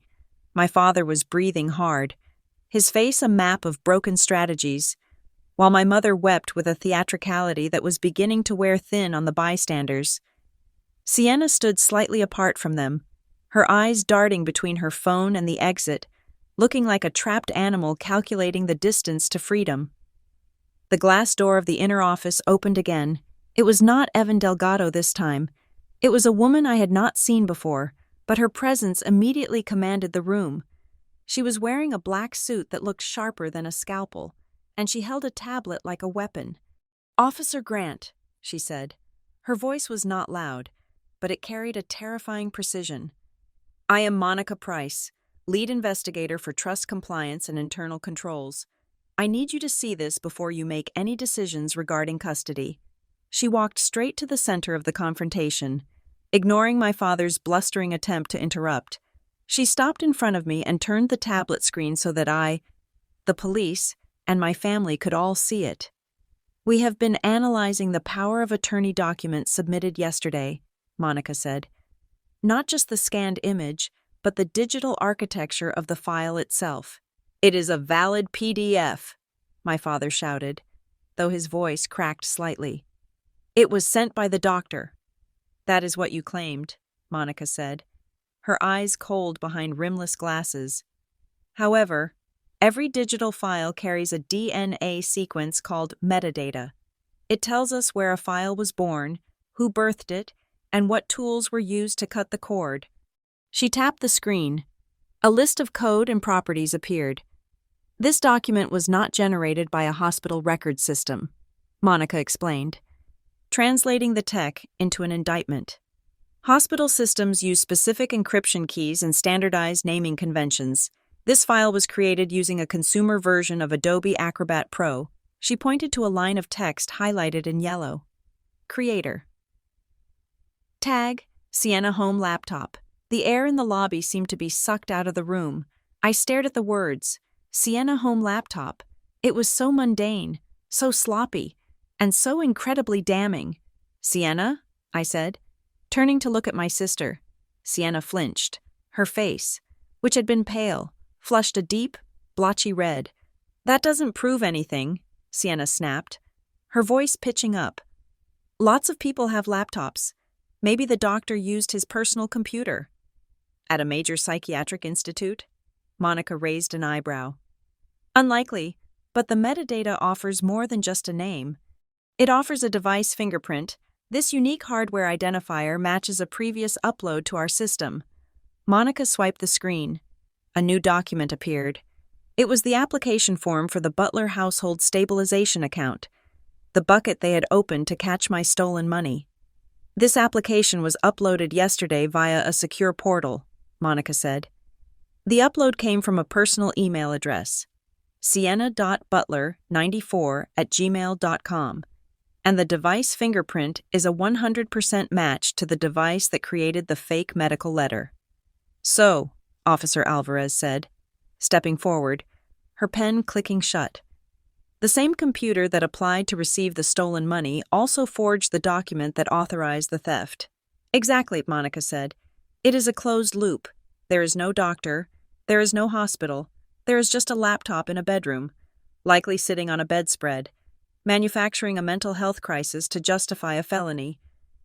My father looked at Sienna. For a second, I thought he was going to defend her. I thought he was going to say she was innocent. Instead, he looked at her with a terrifying disappointment, not because she had done it, but because she had left a digital trail. Sienna, my father hissed, you said you scrubbed the file. The confession hung in the air, naked and ugly. I did, Sienna protested, panic taking over her features. I used the tool. I don't know why it is still there. Anyone can fake metadata. They could have planted it. Stop, I said. Sienna looked at me. You said anyone can fake metadata. I repeated. Sienna, normal people do not know what metadata is. Innocent people do not know how to scrub a file. You just told us you know the process. Sienna's mouth opened and closed. She realized she had walked into a trap of her own making. The victim act was dissolving, revealing the tech-savvy accomplice underneath. This is entrapment, my mother screamed, grabbing my father's arm. You are twisting their words. We are leaving. Robert, get the car. My father seemed to snap back to reality. He realized the conversation had shifted from a dispute to a criminal intake. We are done here, my father announced, puffing up his chest in a last-ditch effort to be the patriarch. We are going to our attorney. Come on, Sienna, Linda, move. He grabbed Sienna's arm, hard. He yanked her toward the revolving doors. Forceful movement toward the exit.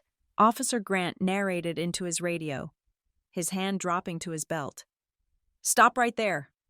I am a free citizen, my father shouted, shoving past the elderly couple who were watching in horror. You cannot hold us. Tara Hollowell stepped into their path.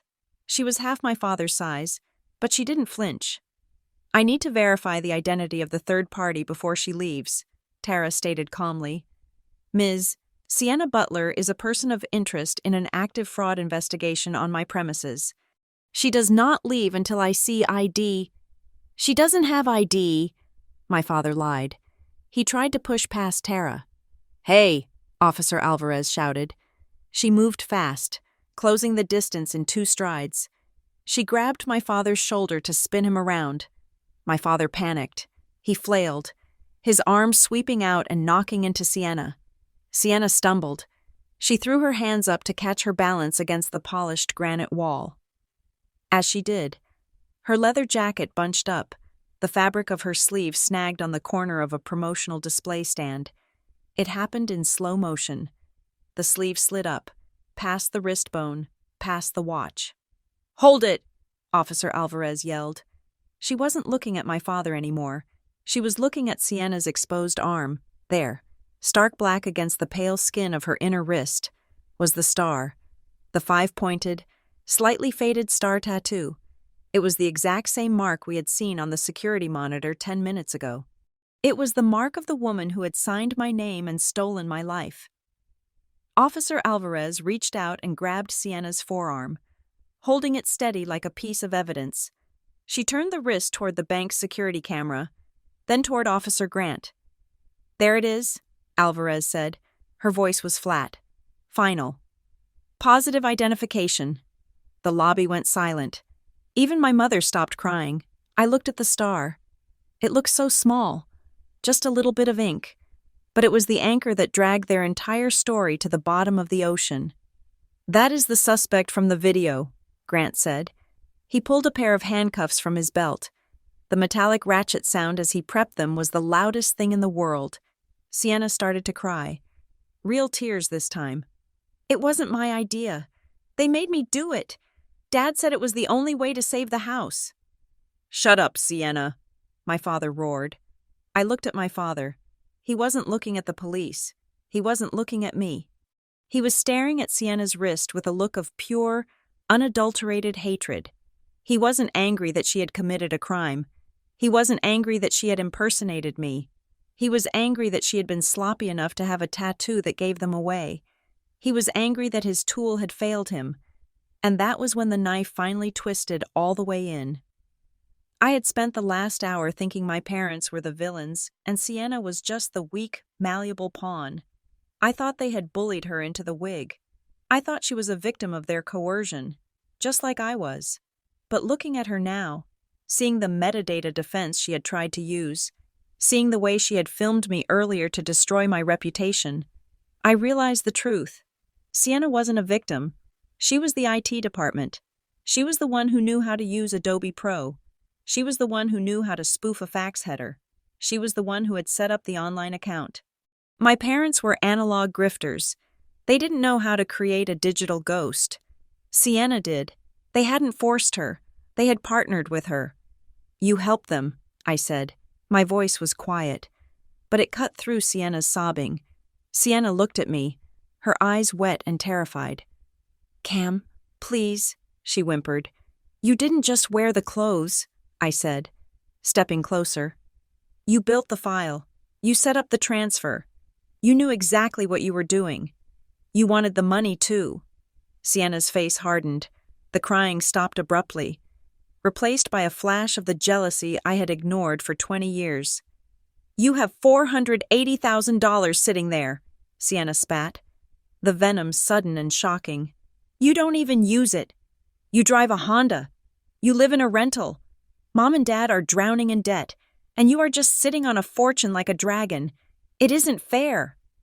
"Fair?" I asked. "It is my money.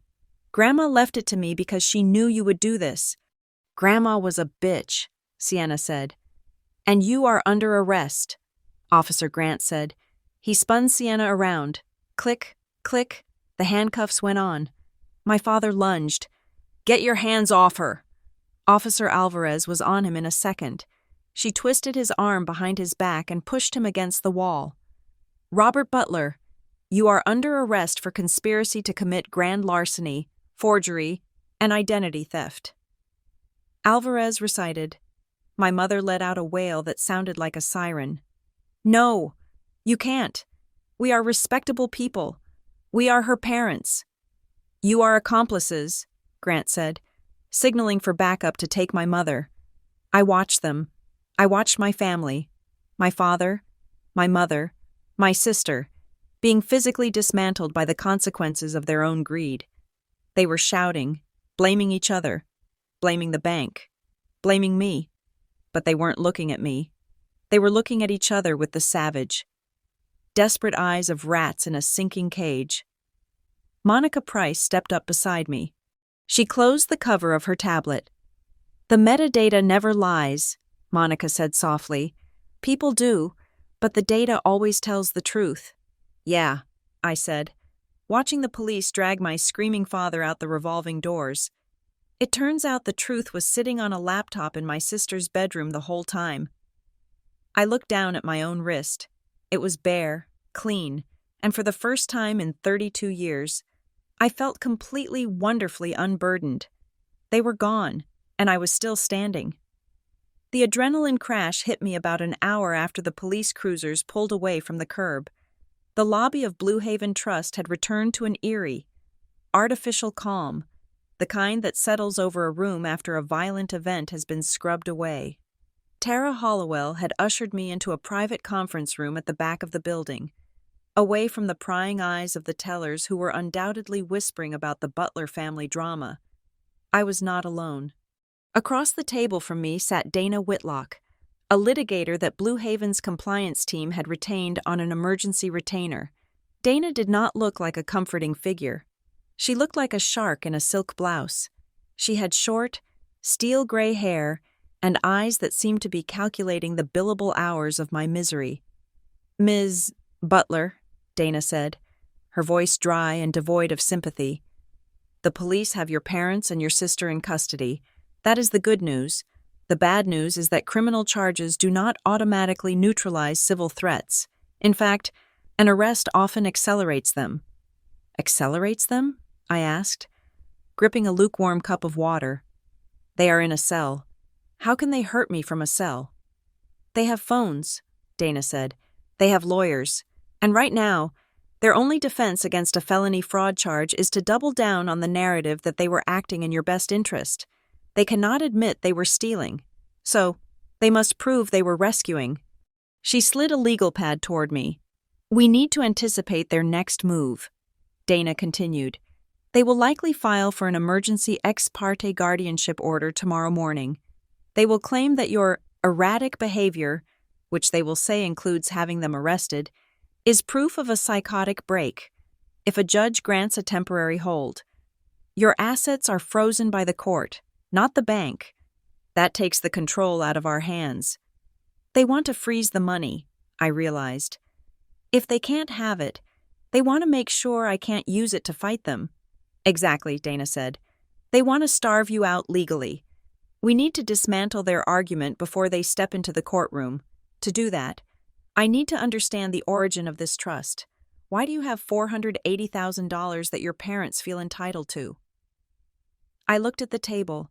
The history of that money was the history of my family's dysfunction. "It was my grandmother," I said. "Eleanor, my father's mother. She died 5 years ago. And she left the money to you directly?" "She left it in a restrictive trust," I explained. "She knew my father. She knew he was a gambler, not with cards, but with business schemes. He always had a sure thing that required just a little more capital. He burned through his inheritance in a decade. Grandma Eleanor saw me. She saw that I was the only one in the house who actually balanced a checkbook. She set up the trust with a specific clause." "Which is?" Dana asked, pen poised. "Independent oversight," I said. "The funds can only be released for specific life events, buying a home, medical emergencies, or education. Unless I reach the age of 35, until then, I am the trustee, but the bank has veto power. My father hates it. He calls it the stranglehold. He thinks that money belongs to the family pot." "So, in his mind," Dana said, writing quickly, "this isn't theft. It is repatriation of family assets." "Yes," I said. "And the only way to break the trust's restriction before I turn 35 is if the beneficiary, me, is declared incompetent. If I am incompetent. The guardianship laws override the trust structure. The guardian gets the keys." Dana nodded. "That is the motive. It isn't just greed. It is a legal workaround. They need you crazy so they can bypass the grandmother's ghost." "We need to check your digital perimeter," Dana said. Shifting gears. "Monica Price found the metadata on the laptop, which is excellent, but how did they get into your account to begin with? How did they know your security questions? How did they know your username?" I pulled out my phone. My hands were steady now, fueled by a cold, forensic curiosity. I opened the bank app, which was currently locked down tighter than Fort Knox, and navigated to the profile settings that Evan had restored. I scrolled down to the recovery options. "I see it," I whispered. "What?" Dana asked. "The recovery email," I said. It was set to butlerfamilyarchive@gmail.com. I felt a wave of stupidity wash over me. "I set that up when I was 22, I said. "When I first opened the account, I was fresh out of college. I didn't have a permanent work email. I used the family email as a backup because I trusted them.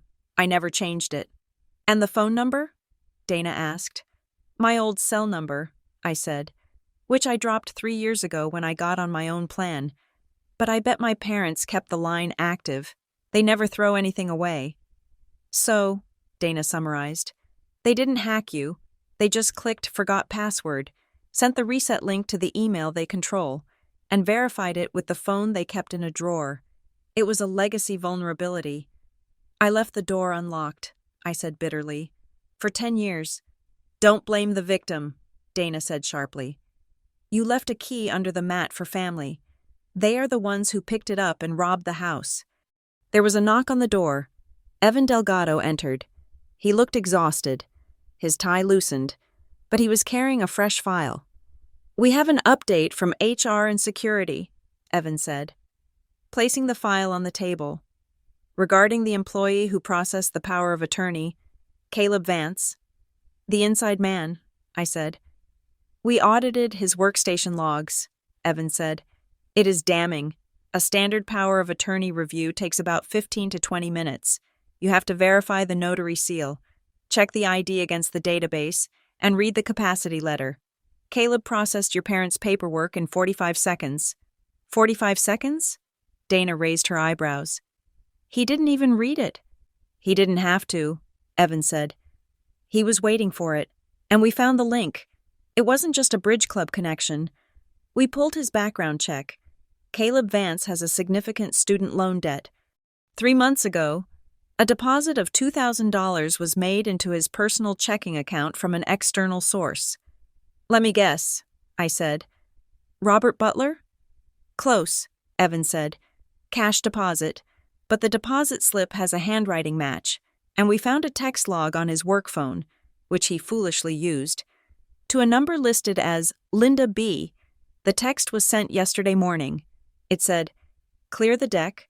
We are coming in at 2." That is conspiracy, Dana said, a predatory smile touching her lips. That creates a RICO predicate if we want to push it. It proves the bank employee was an active participant, not just negligent. There is more, Evan said. We looked at the notary. The stamp on the power of attorney belongs to a Speedy Sign mobile notary service. I know them, Dana said, dismissing them with a wave of her hand. They are a drive-through service. They employ gig workers who get paid $10 a signature. Half the time they don't even look at the driver's license. Police are already pulling the notary's logbook, Evan said. But my guess is the entry will be messy, or non-existent. Your parents probably paid the guy an extra $50 to look the other way while Sienna signed your name. It is a house of cards, I said. Everything they did was cheap. The fake doctor, the cheap notary, the compromised teller. They built a criminal enterprise on a budget. That is what makes them dangerous, Dana said. Desperation makes people sloppy, but it also makes them vicious. Why are they so desperate? Camilla, you said your father is a gambler, but this feels urgent. You don't risk prison for a luxury upgrade. You do it because something is chasing you. I thought about Sienna's outburst in the lobby. Mom and Dad are drowning. The account, I said. The one they opened to move the money into. The household stabilization account. Evan nodded. We froze it. Check the outgoing payments, I said. Did they set up any bill pays? Any scheduled transfers from that new account? Evan opened his laptop.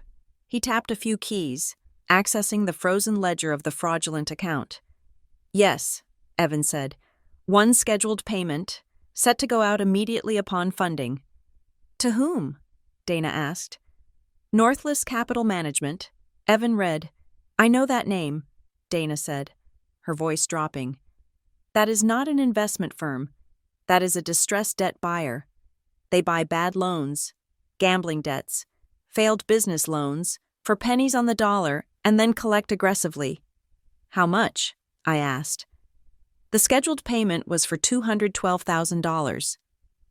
Evan said. I sat back. The number hit me like a physical weight. $212,000.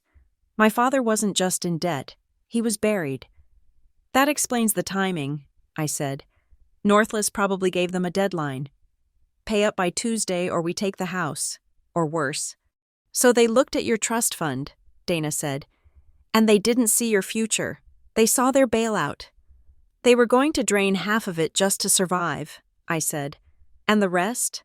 Probably to pay off the mortgage they likely remortgaged to fund whatever scheme caused this. This is motive, Dana said. Pure, unadulterated financial duress. It destroys their "we were protecting her" defense. You don't protect someone by using their money to pay off your own loan shark. I need to solidify the alibi, I said. If they try to claim I authorized this, or that I was there and just forgot, I need to prove I was physically elsewhere. The video proves you weren't at the bank, Evan said. But it doesn't prove I wasn't involved, I countered. They could argue I was in the car, or that I set it up. I need to prove I was living my normal, sane, competent life while they were committing crimes. I pulled out my laptop. I connected to the secure guest Wi-Fi. I logged into my work portal at Northridge Analytics. I can pull my badge logs, I said, and the building security footage. I navigated to the employee self-service portal. I downloaded the access log for January 26th, 7:55 a.m., entry turnstile A, 12:15 p.m., exit cafeteria, 12:45 p.m., entry turnstile A, 6:10 p.m., exit garage gate. I was in the building, I said, turning the screen to Dana. For 10 hours, while they were at the bank at 2:14. I was logged into the server room. Here, I pulled up a second log. Server access, user C_Butler, terminal 4, time, 14:10 to 15:30. You were writing code while they were forging signatures, Dana said. This is perfect. It establishes a timeline of competence. A person in the middle of a psychotic break does not maintain a steady server connection for 80 minutes. I will print these, Evan said. We will add them to the file for the police. Dana sat back, tapping her pen against the legal pad. The room was quiet for a moment. We had the evidence. We had the motive. We had the timeline. Ms. Butler, Dana said, her voice serious. We have enough to win, but you need to understand what winning looks like in family court. I don't care about winnings, I said. I just want to be safe. They are going to try one last thing, Dana said. They are going to attack your character. They will dig up every mistake you ever made, every bad breakup, every time you raised your voice. They will try to paint a mosaic of instability using the fragments of your life. She looked me in the eye. They will file that guardianship petition, she warned. Even from jail. Their lawyer will file it. They have to. It is their only play. And you are going to have to walk into a courtroom and stand in front of a judge while your parents call you crazy. I know, I said. You need to be ready, Dana said. Not just with documents, but emotionally. You cannot react. If you cry, they win. If you yell, they win. You have to be the ice queen. You have to be the data analyst. I thought about my father's face as the police dragged him away. The look of betrayal. Not that he had betrayed me, but that I had betrayed him by not letting him rob me. I am ready, I said. I don't have parents anymore. Dana, I have defendants, and I know how to handle defendants. Dana smiled. A genuine, sharp smile this time. Good, she said. Then let's prepare the affidavit.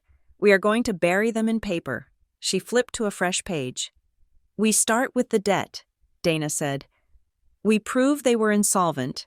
We prove the trust was the only liquidity they had access to. We turn the household stabilization account into the smoking gun.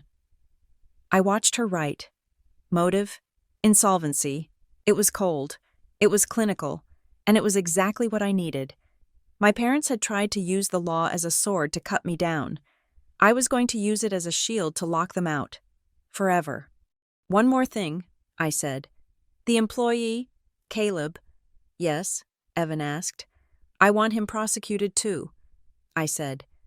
He looked at my mother's text and decided to destroy my life for $2,000. I want him named in the suit. He will be, Dana promised.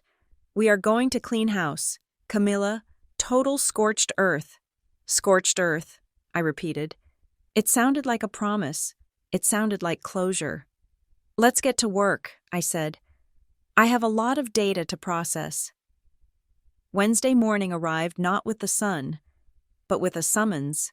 I was sitting in the conference room at Blue Haven Trust, a space that had effectively become my bunker, when Dana Whitlock walked in. She did not look like a lawyer who had slept well. She looked like a lawyer who had spent the night dissecting a nightmare. She placed a thin stack of papers on the mahogany table. The sound of the staples hitting the wood echoed in the quiet room. "They did it," Dana said.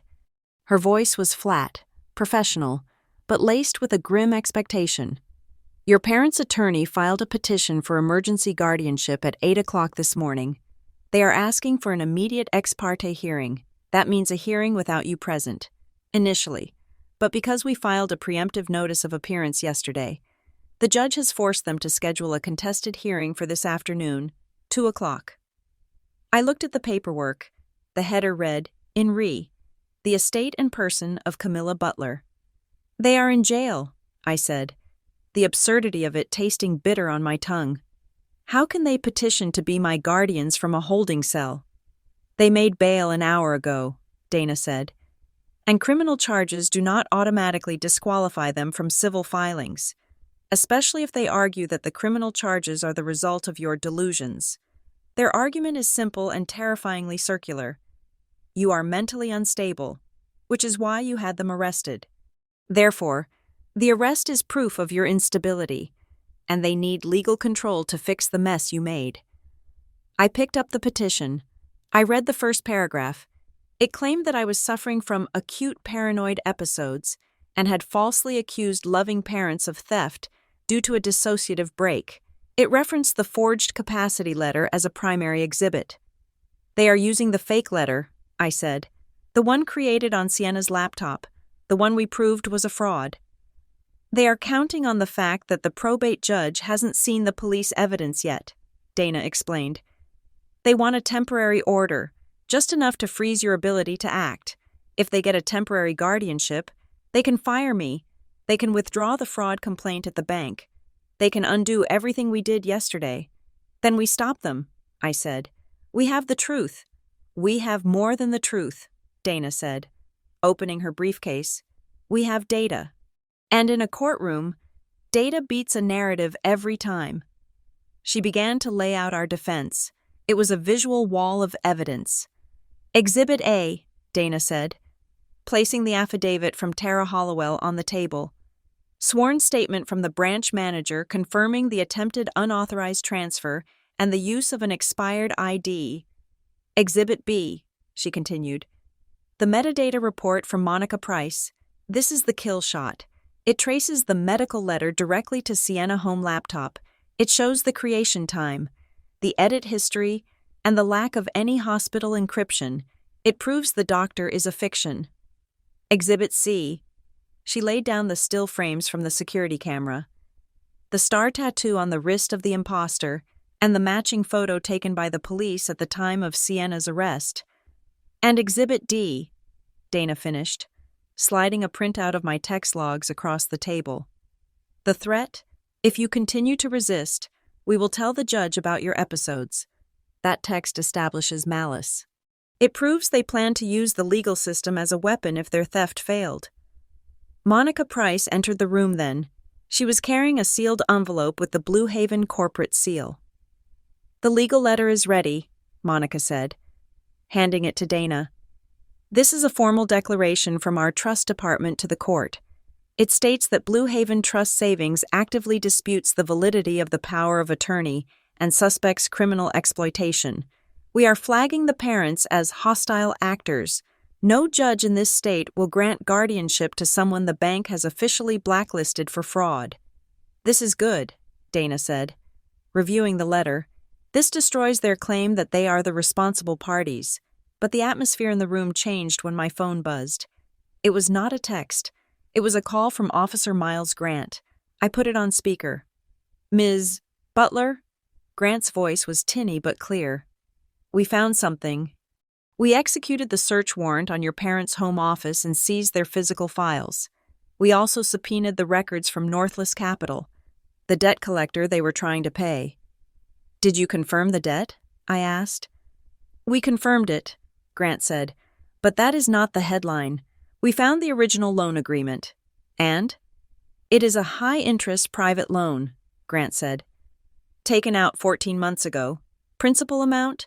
$200,000. The borrowers listed are Robert Butler and Linda Butler.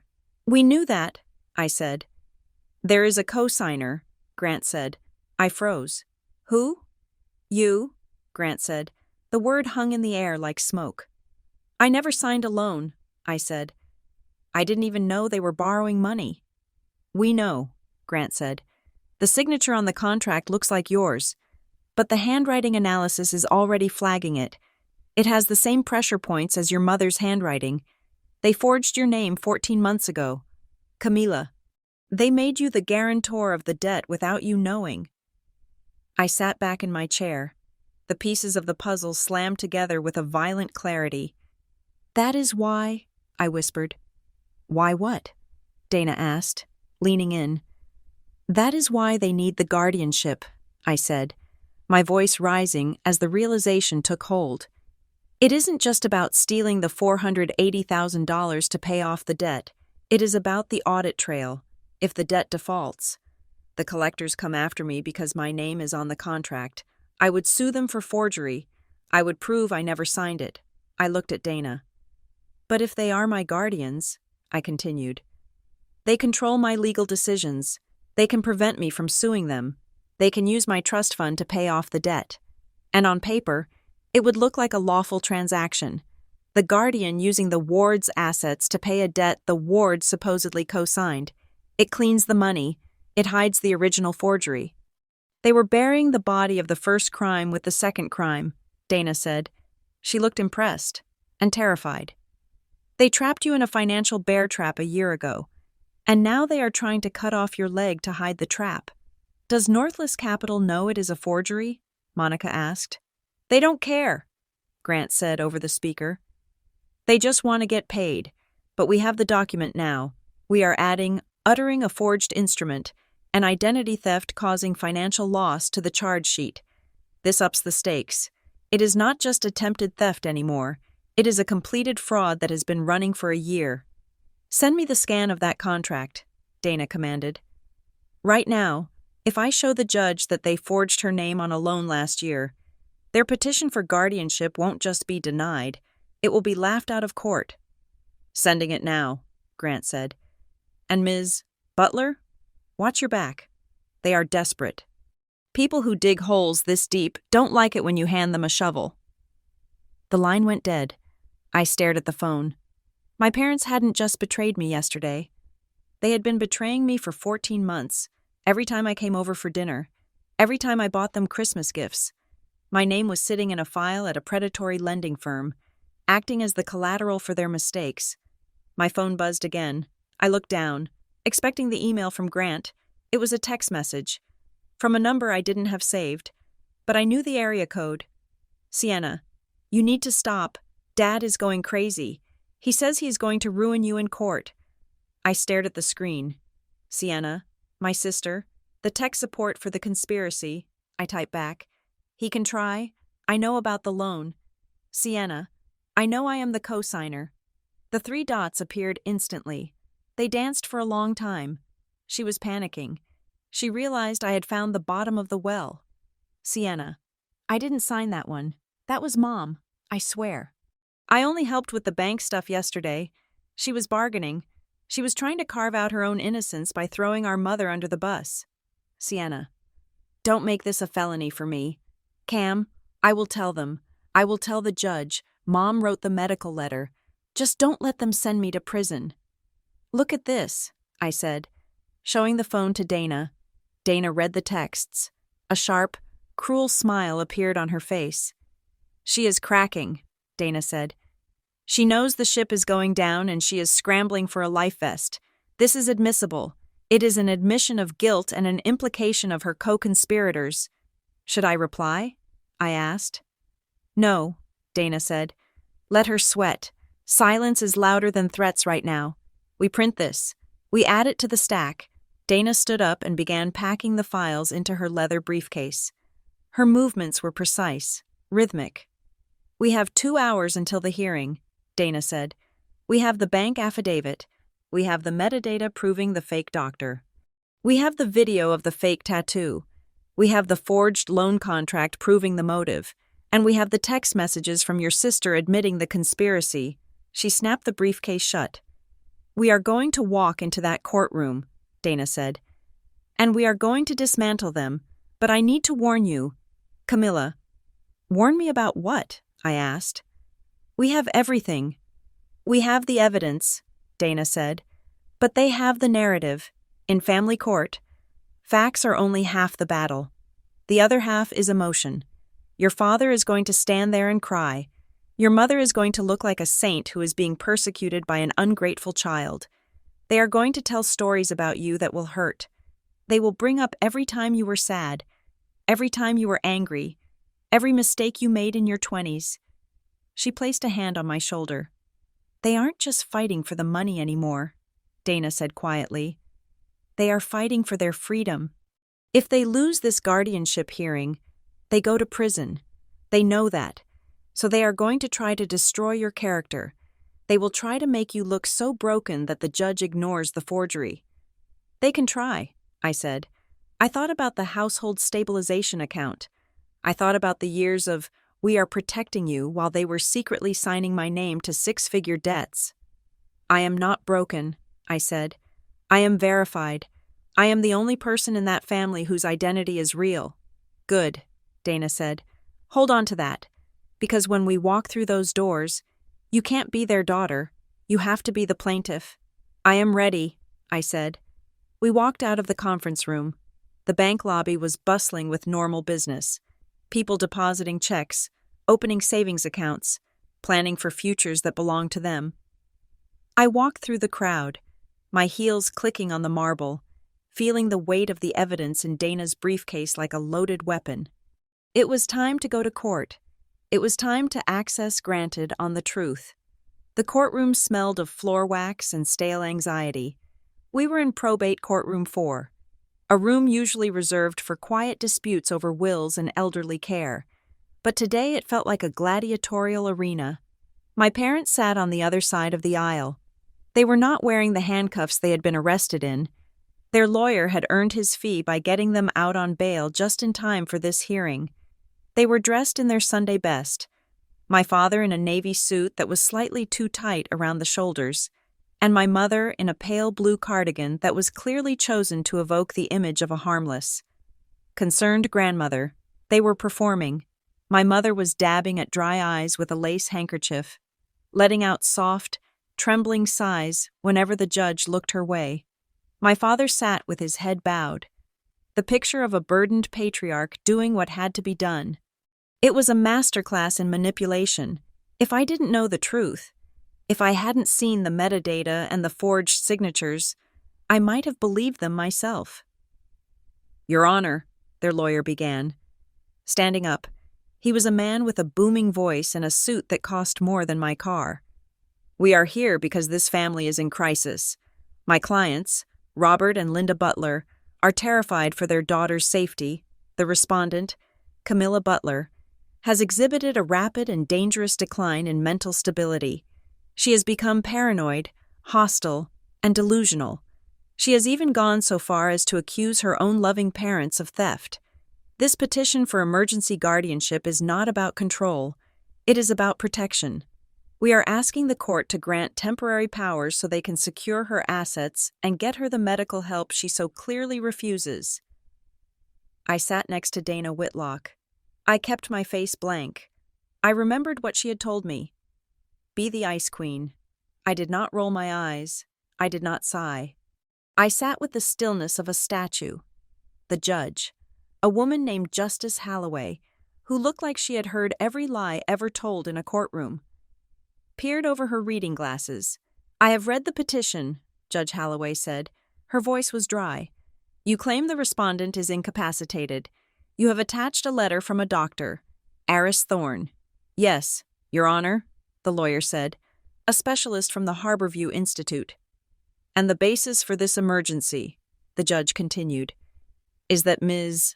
Butler attempted to freeze her own accounts, preventing her parents from Managing them? She locked them out, Your Honor, the lawyer said, injecting a tone of panic. She cut off the family's ability to ensure her bills were paid. She is acting irrationally. Judge Holloway turned her gaze to Dana. Ms. Whitlock, your response? Dana stood up. She didn't use a booming voice. She used the sharp, precise tone of a surgeon. Your Honor, Dana said, this is not a medical emergency. It is a bank robbery that was interrupted halfway through. The petitioners are not concerned parents. They are defendants in an active felony fraud investigation. And the document they just cited, the letter from Dr. Thorne, is a forgery created on a laptop in their own home. My mother let out a loud gasp. Lies, she cried out. She is lying. We are trying to help her. Silence, Judge Holloway snapped. She didn't even look at my mother. Counsel, proceed. We have prepared a series of exhibits, Dana said, handing a thick binder to the bailiff. Exhibit A is a sworn affidavit from Tara Hollowell, the branch manager of Blue Haven Trust. It details how the petitioners used an expired identification card and a distracted employee to bypass security protocols. The judge opened the binder. Exhibit B, Dana continued, is a forensic report on the metadata of the so-called medical capacity letter. The petitioners claim this came from a hospital. However, the digital fingerprint proves it was created and edited on a device named Sienna Home Laptop using consumer software. There is no Dr. Thorne. There is only a creative writing exercise performed by the petitioner's daughter, Sienna Butler. My father shifted in his seat. He whispered something angry to his lawyer. Exhibit C, Dana said, not letting up. Still frames from the bank's security camera. It shows an imposter posing as my client. The imposter has a distinctive star tattoo on her right wrist. My client has no tattoos. However, Sienna Butler, who was arrested yesterday alongside her parents, does have such a tattoo. We have included the booking photo for comparison. The judge looked at the photos. She looked at me. She looked at the parents. Your Honor, the opposing lawyer interrupted, sounding less confident now. These are allegations. My clients were acting under the instructions of their daughter. Save it, Judge Holloway said. She turned a page. Ms. Whitlock, what is this about a loan? That is Exhibit D, Your Honor, Dana said. And this is the motive. The petitioners are currently carrying a high-interest debt of $212,000 with a predatory lender called Northless Capital. They are in default. We have evidence that they forged Camila Butler's signature as a co-guarantor on that loan 14 months ago. They are seeking guardianship today not to protect her, but to prevent her from suing them for that forgery and to use her trust fund to pay off their debt before the collectors seize their home. The courtroom went silent. The loving parents' narrative evaporated instantly, replaced by the cold, hard math of insolvency. Is this true? The judge asked, looking directly at my father. My father stood up. He looked frantic. Your Honor, it is a family matter. We share finances. Camilla knows that. She forgets things. That is why we need the guardianship. She signed it and forgot. I did not forget, I said clearly. The judge looked at me. Ms. Butler? I stood up. I did not forget. Your Honor, I work as a data analyst. I remember every document I sign. I never signed a loan for Northless Capital. And I never authorized my sister to wear a wig and empty my trust fund. Your Honor. A new voice spoke up from the back of the room. It was Monica Price. She had been sworn in earlier. I represent the Corporate Security Division of Blue Haven Trust, Monica said. I am testifying under oath that the bank has classified this entire sequence of events as a coordinated external attack. We have clawed back 2 test transfers. We have identified a fraudulent account named Butler Household Stabilization that was opened solely to funnel these funds to the debt collector Ms. Whitlock mentioned. This was a premeditated financial extraction, not a caretaking arrangement. Judge Holloway closed the binder. The sound was like a gavel strike.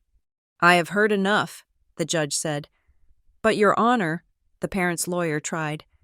"Sit down, counselor," the judge ordered, "before I hold you in contempt for bringing a frivolous and fraudulent petition into my court." She looked at my parents. The pity was gone. The annoyance was gone. There was only the cold fury of the law. "The petition for emergency guardianship is denied with prejudice," Judge Holloway ruled. "I am finding that there is absolutely no evidence of incapacity on the part of the respondent. In fact, she seems to be the only competent person in this family." She picked up a pen and wrote furiously on the docket. "Furthermore," the judge said, "I am referring this entire file to the district attorney's office. The evidence presented here suggests perjury, fraud upon the court, and conspiracy. You came here asking for control over your daughter's life. Instead, you have handed the state a roadmap to your own prosecution." "No!" my mother wailed. "We didn't mean to. It was Sienna. Sienna told us it would work." And then the dam broke. Sienna, who had been sitting in the back row behind my parents, let out a sound that was half sob, half scream. She stood up. She looked terrified. She knew that referral to the district attorney meant prison time. "I didn't tell you it would work," Sienna shouted, her voice echoing off the high ceilings. "You told me to do it. You said Cam wouldn't care. You said she had too much money anyway." "Sienna, shut your mouth," my father yelled, turning around. "I won't," Sienna screamed back. She looked at the judge, desperate to trade loyalty for leniency. "Your Honor, it wasn't my idea. Mom wrote the letter. She typed it on my laptop and told me how to save it as a PDF. She said if I didn't help them, we would lose the house and I would be homeless. They made me wear the wig. They made me practice the signature." "Order," the bailiff shouted. "They are liars." Sienna was hysterical now, pointing a shaking finger at our parents. "They have been stealing from her for years. Ask them about the college fund. Ask them about the car insurance checks. They steal everything." My parents looked at Sienna with horror. Their accomplice had turned into their executioner. The united front had shattered into 1,000 jagged pieces right there on the courtroom floor. "That is enough." Judge Holloway slammed her gavel. "Bailiff, remove the petitioners, and take Ms. Sienna Butler into custody for the disturbance. The district attorney can sort out who started what." I watched as the bailiffs moved in.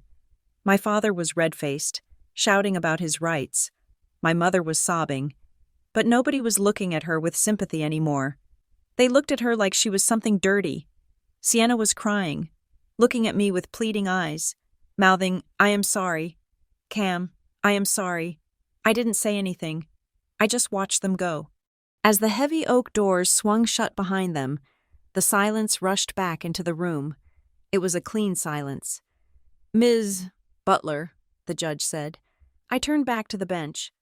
"I am sorry you had to go through this," Judge Holloway said, her voice softer now.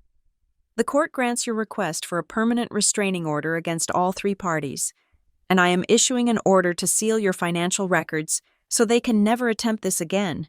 "Thank you, Your Honor," I said.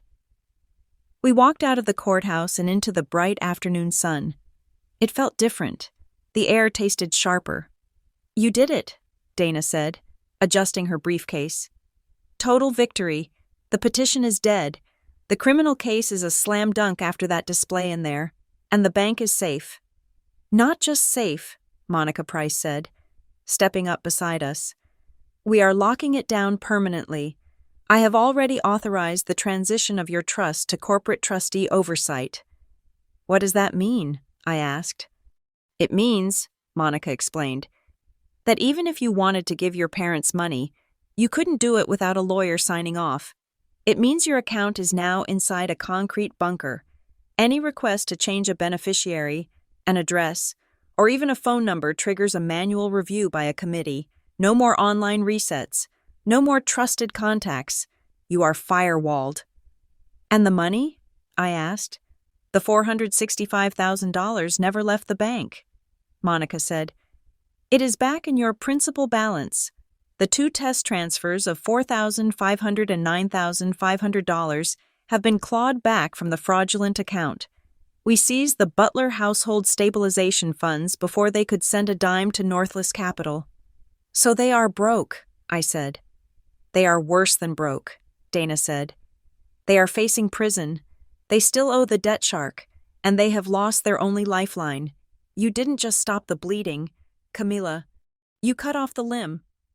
I nodded. It felt brutal. It felt necessary. I need to go, I said. I have one last thing to do. I drove home. My apartment was quiet. I sat on my couch. The same couch where I had received the access denied message 32 hours ago.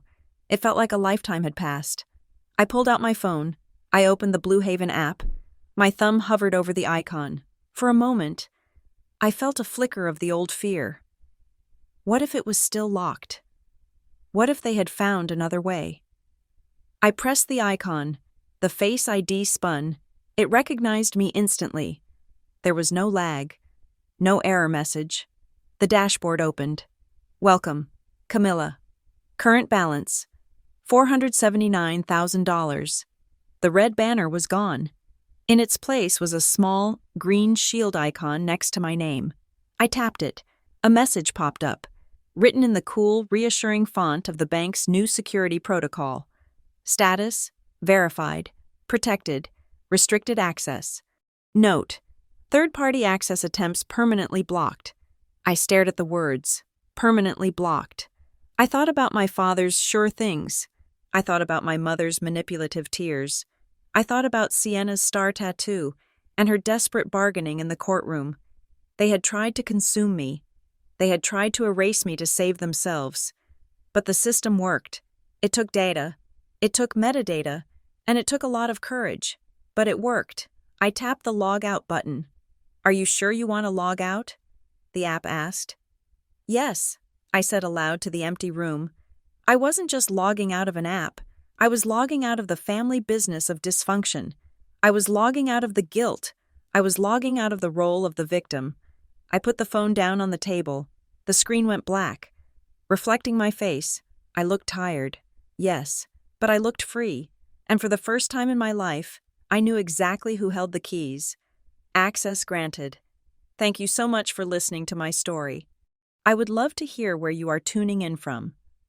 So please leave a comment below and share your thoughts on my family's downfall. If you enjoyed this story, please subscribe to the Kate Revenge Stories channel, like this video, and hit that hype button to help this story get heard by more people. Your support means the world.